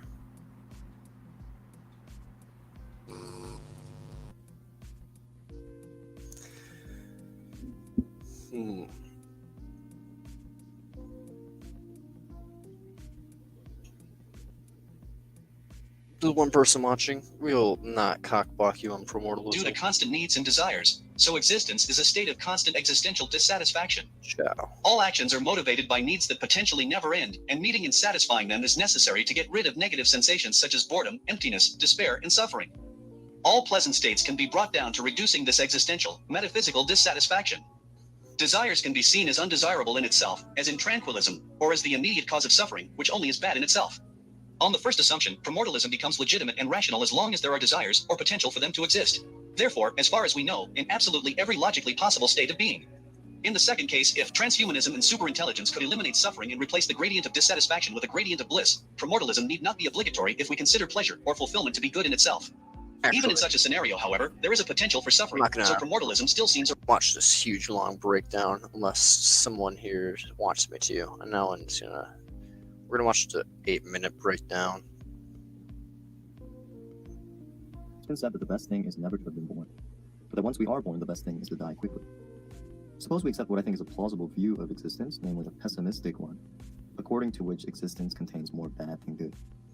And for the sake of simplicity, we'll also assume that this is true at every stage of life. If we accept pessimism in this sense, it's easy to accept the first part of the statement, that never being born is best. But does it follow from this that once we do exist, that dying quickly is best for the one who dies? And many think not. But one possible way to reject the claim about death, while accepting the claim about never being born, is to argue that there's an important difference between never coming into existence and ceasing to exist. Specifically, one might argue that while never being born is not bad, death, or ceasing to exist, is bad. And hence the issue is often presented in the following way. Is death worse than continued existence? And if death is worse, then pro-mortalism, or the pro-death position, is false. If continued existence is worse, then pro-mortalism is correct. I've argued before, however, that this is not the right comparison, because when we think about what the possibilities are, the choice we face is clearly not one between continued existence and death. In both cases, we die. So the choice is really between prolonging existence and ceasing to exist at some future time, or ceasing to exist now. And once we understand the choice in this way, it seems that the choice is between two evils on the one hand, and one evil on the other. And given identity nihilism, we're constantly dying, so it's really no different between that and just ending all suffering for future variations of yourself, which would be imposing upon. At this point, that death is an evil. One evil is preferable to two, so earlier death is preferable to later death. And therefore, once we exist, it is best to die quickly. Now, there's at least one possible objection to this, namely that although death is inevitable, there is nevertheless some benefit in delaying death. But I don't see how a pessimist can embrace this claim, or indeed even embrace the claim that death is bad. To see why, we need to say something about what makes death, or ceasing to exist, bad at all. But probably the most common and arguably the most satisfactory explanation for why death can be bad is that it deprives one of good things that one would have experienced had they continued living. And so it's not that there's something intrinsically bad about being dead. The badness of death consists in the loss of a life that would have been good on balance. And so the argument goes, being alive is usually good, death entails the loss of this good, and therefore death is usually bad. However, it's plainly the case that the pessimist cannot appeal to this argument in the same straightforward way, since existence on the pessimistic view is bad on balance for the one who lives that life. And And so while it makes sense for an optimist to delay death on the ground that earlier death entails a greater loss of life, for the pessimist, this doesn't provide any reason at all to delay death. Indeed, it is precisely the loss of life that makes death good in this relational sense. Death prevents a life that would have been bad on balance if one had continued living. And so what makes death bad for the optimist is precisely what makes death good for the pessimist. It's also sometimes said that we desire to prolong life. This seems to be a preference that most of us, even many pessimists, have. And so one might argue that delaying death is good in as much as it prolongs the satisfaction of this preference. But it seems to me that even if it is the case that we generally do have a desire to continue being alive once we are alive, we will still need to say something about the preferences that one actually has and the preferences that one in some sense should have, or that one would have if one were fully rational and informed. Sometimes this distinction is described in terms of one's actual desires and one's true or ideal desires. We'll take a very simple example of this. Suppose an individual, we'll call them J, has a preference to eat food A over food B. But unbeknownst to J, J is allergic to A, and eating A will cause a highly unpleasant allergic reaction. I think in this case, almost all would agree that it would be a mistake to say that satisfying this preference is good for J. But the point I'm making is that the mere existence of a desire does not automatically imply that it is good for this desire to be satisfied. And for similar reasons, I think we would be mistaken to suppose that one's desire to continue a life that will contain more bad than good is one that will be good to satisfy. I think it's more true to say that this desire is irrational, given what we know, or at any rate think we know, about the quality of existence. But what about the widespread fear of death? Does this provide any sort of reason to reject pro-mortalism? Here I think we need to first of all distinguish fear of dying from fear of death, because no pro-mortalist denies that dying can be bad, and the fear of dying can be rational. When people say they fear death, I think sometimes what they mean is they fear dying and not ceasing to exist as such. But I suppose the general point to make here is that fear alone is not a reliable index of the badness of an object or state of affairs. After all, there are lots of things that we might fear that really are not bad for us. And incidentally, if we are right to believe that death really isn't bad for the one who dies, then it seems that our fear of death should be dissolved by this fact. So the thought here is that what makes it reasonable to fear something is that the thing we fear is in some sense bad for us. And therefore Epicurus, who of course denied that death is bad, maintained that fear of death is completely unwarranted. But this is not to say necessarily that there are no good reasons for continuing to live. For example, one's death can affect those with whom one is close or connected in some way. So one might continue living on the ground that one's continued existence will likely benefit others in some way. But moreover, in practice, dying is seldom easy or reliable. And so there is a very real and serious risk involved in attempting to die. As an analogy, a marriage that is hopelessly unhappy is perhaps better never to have started, but once it has started, it can be very complicated and difficult to reverse. And what is true in the case of ending an unhappy marriage is equally so in the case of ending an unhappy life. So even if one accepts pro-mortalism, it is perfectly possible that all things considered, the continuance of one's life is reasonable, though if pro-mortalism is correct, in itself undesirable.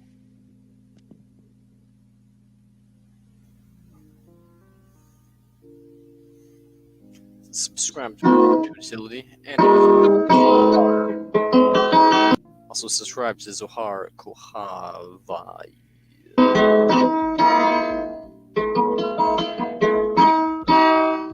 About virtue ethics and duty ethics. So what comes to mind with virtue ethics is basically words like compassion, honesty, respect. And what comes to mind with duty ethics would be rules like don't murder, don't rape, wear a seatbelt, don't assault people. So the difference between these two is that one of them is telling you to be a good person, while the other one is telling you to do good things. But I'm not going to make a distinction here. Deontology contains virtue ethics in it. You can just make a rule that says be virtuous. Now there is a problem with deontology. Imagine there's 5 people that are going to get hit by a train, and the only way to save them is by pushing some guy in front of the train. Is it ethical to push him? Well, according to deontology, you would be breaking a rule by murdering this person. According to virtue ethics, you wouldn't be all that compassionate if you were to push someone in front of a train. But somehow, we kind of know what the right answer to this question is. How about I change it a little bit?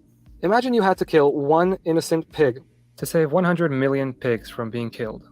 Would you do it? Here's another example. Would you slap one child yourself or let 10 children get raped by other people? The answers to these questions are pretty obvious. So deontology doesn't work, but some people still think it does. Here's an example. This guy's a vegan, and he answered both of these questions wrong. The last branch in normative ethics is utilitarianism. For the record, if you would allow 10 children to get raped because you wouldn't slap a child, I would slap the fucking shit out of you. So, if you have any objections to that, come in here so I can tell you why you're wrong, and you should slap someone to prevent rape, Seeing as how rape is way worse than a slap, especially 10 rapes, Moral of the story is, if you're a deontologist, I got some fisticuffs to throw at you, tells us that we need to try to minimize suffering and maximize pleasure. It completely solves the problem of our previous questions because it tells us to just look at the outcomes and decide what we want to do based on which outcome will lead to the least amount of suffering and the most amount of pleasure. It works pretty well, but then there's an issue. The issue here is with pleasure. Can you justify rape by saying that there's a lot of pleasure that is gained from the rape? Can you justify torturing someone if it makes 10 million people feel very happy? Well, according to utilitarianism, all you have to do is get enough pleasure, and then it'll make up for the suffering. Which is why there's a correction to utilitarianism. It's known as negative utilitarianism. It focuses on hard, unconsensual suffering. Just hard suffering might be somewhat of a problem, but the real issue is when it's unconsensual. For example, getting raped, losing a loved one, getting physically or emotionally harmed, and dying. And so according to negative utilitarianism, we really need to do our best to make sure that these things don't happen.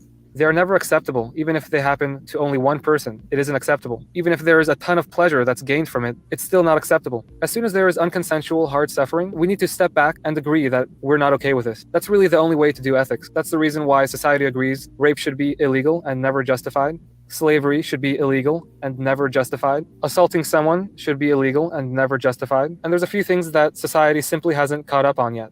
So here's a nice tree that simplifies everything. First, we can look at metaphysics, an argument about whether theism is correct or atheism is correct. But this has nothing to do with ethics, so I'm just going to leave it aside for now. Next, we can look at meta-ethics, but this is basically ridiculous. These people think that it's okay to be a serial killer if you feel like being one day, which is just bullshit. Then we look at deontology, which failed because of a huge logical inconsistency. And finally, we can go to consequentialism, which starts making more sense, but utilitarianism makes rape justifiable, so it needs to be corrected. And so we are left with negative utilitarianism. So here are some implications of negative utilitarianism that society hasn't already agreed on. We shouldn't be causing unconsensual hard suffering to animals by eating animal products, because the pleasure we get out of the animal products doesn't make up for the unconsensual hard suffering that is experienced by the animals that are the victims. And finally, there's EFILism, the idea that we shouldn't be endorsing life. We shouldn't have children or create life in general, because that inevitably leads to hard, unconsensual suffering. But what really makes you an EFIList is if you would be willing to press a red button that instantly kills all life on Earth. This would prevent a ton of unconsensual, hard suffering from happening.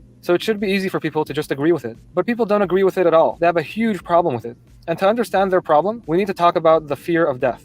Evolution programs you to be afraid of death, because it's crucial. They have a huge problem with it. Fuckity fuck. The implications of EFILism aren't violent or suicide. We just would have to reduce our population to a finite amount by not procreating, and then figure out how to construct the red button. Arguments about the reliability and effectiveness of a red button are still underway, but to be an EFIList, you just have to concede that you yourself would push the button if you knew to be a high degree of certainty that it would work. It is preferable that EFILists do not commit suicide, as dead people can't make arguments. But of course, I respect people's right to consent to ending their lives, and I know if I was in excruciating pain, I'd want to too. It at all. They have a huge problem with it. And to understand their problem, we need to talk about the fear of death. Evolution programs you to be afraid of death, because it's crucial to a species' survival. But there's nothing really bad about death in isolation. There's nothing good about it, but there's also nothing bad about it. The unconsensual suffering that usually occurs before death might be a problem, but the death itself isn't an issue.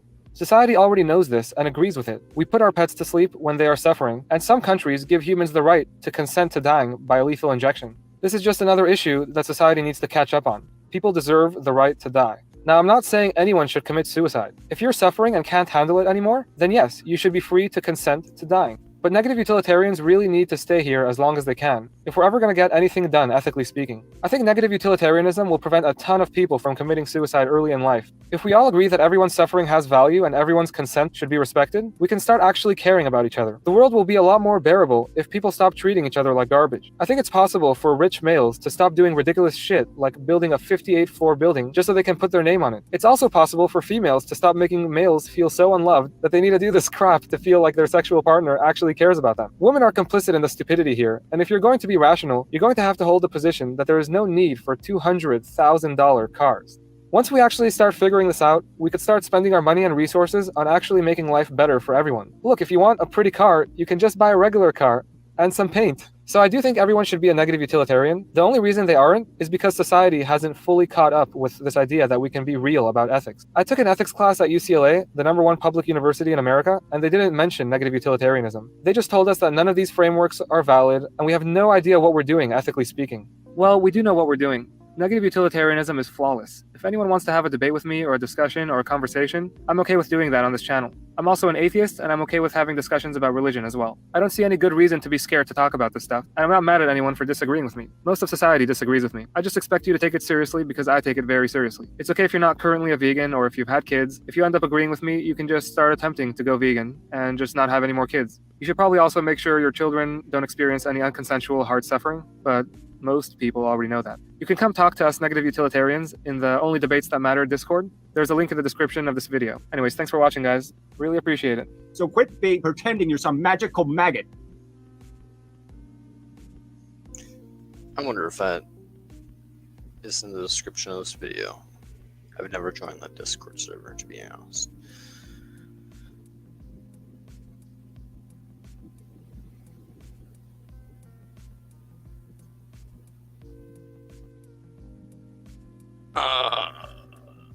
Rip.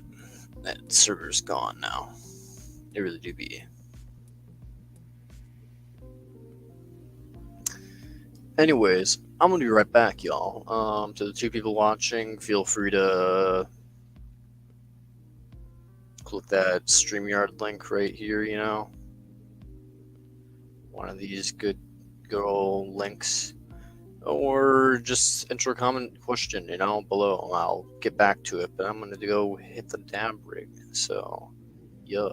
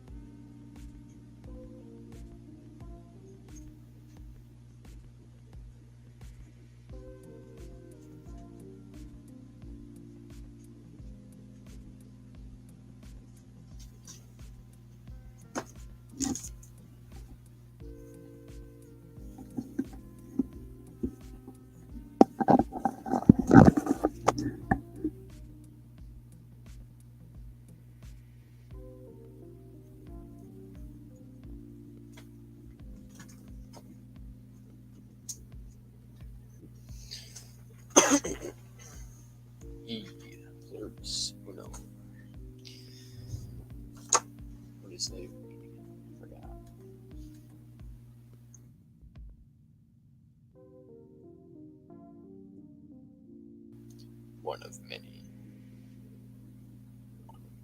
One of the US. Exactly. E pluribus unum. We are one of many.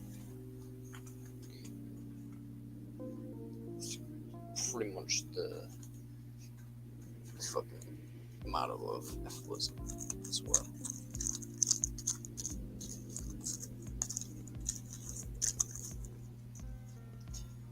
So, one viewer, why are you viewing? Now, what's up, G?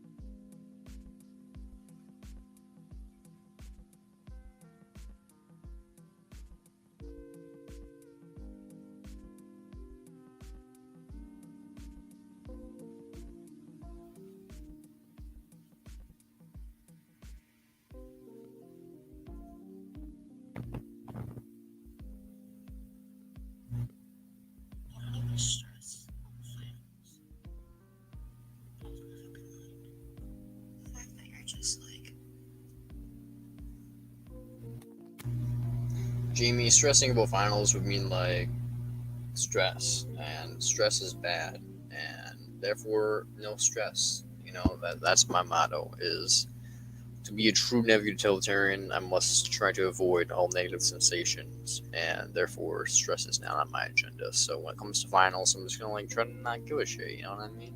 It's the way it be, you know? Works for me and it works for everybody else. Me stressing the fact that you're just... How are you liking your hammock, by the way?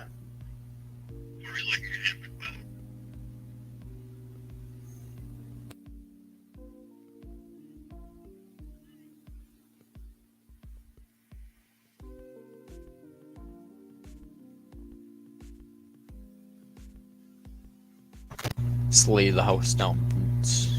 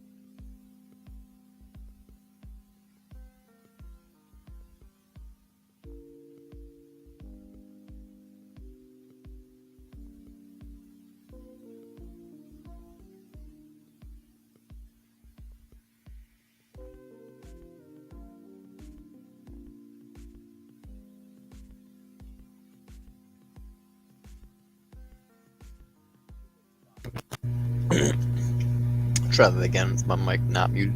Yo, what is bopping? Stream's been going for a solid almost 4 hours at this point, but as a couple of interesting points. Had a few guests on for about 2 hours talking about various topics. Went over basically everything. From natalism to veganism to EFILism, negative utilitarianism, primordialism, psychological hedonism, We went over all of it, so I recommend going back, but definitely check out all as much as you want. If you have any questions, let me know. Pretty sure the person vanished already, but yeah, do be.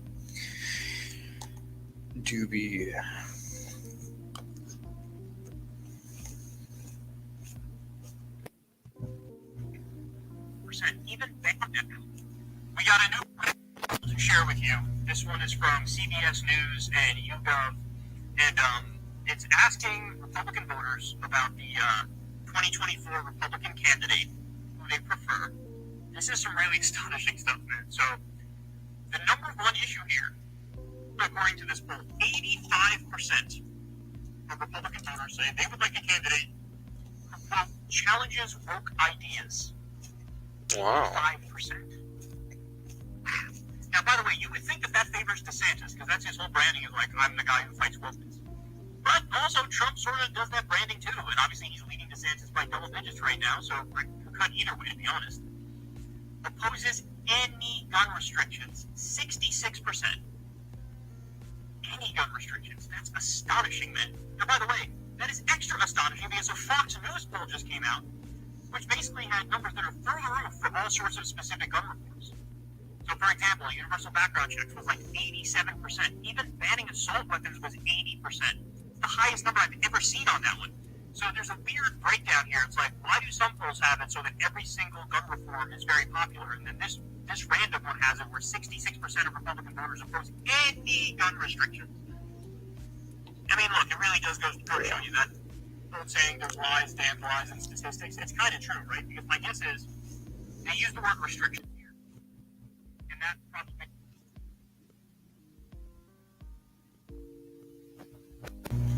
Well, the person watching, I'm gonna let you have a minute to collect your thoughts if you have any final questions, but yeah, once it hits about another minute and 30 seconds, I'm gonna close the stream out if there's no questions. So, yeah, have a good night. Take care in advance.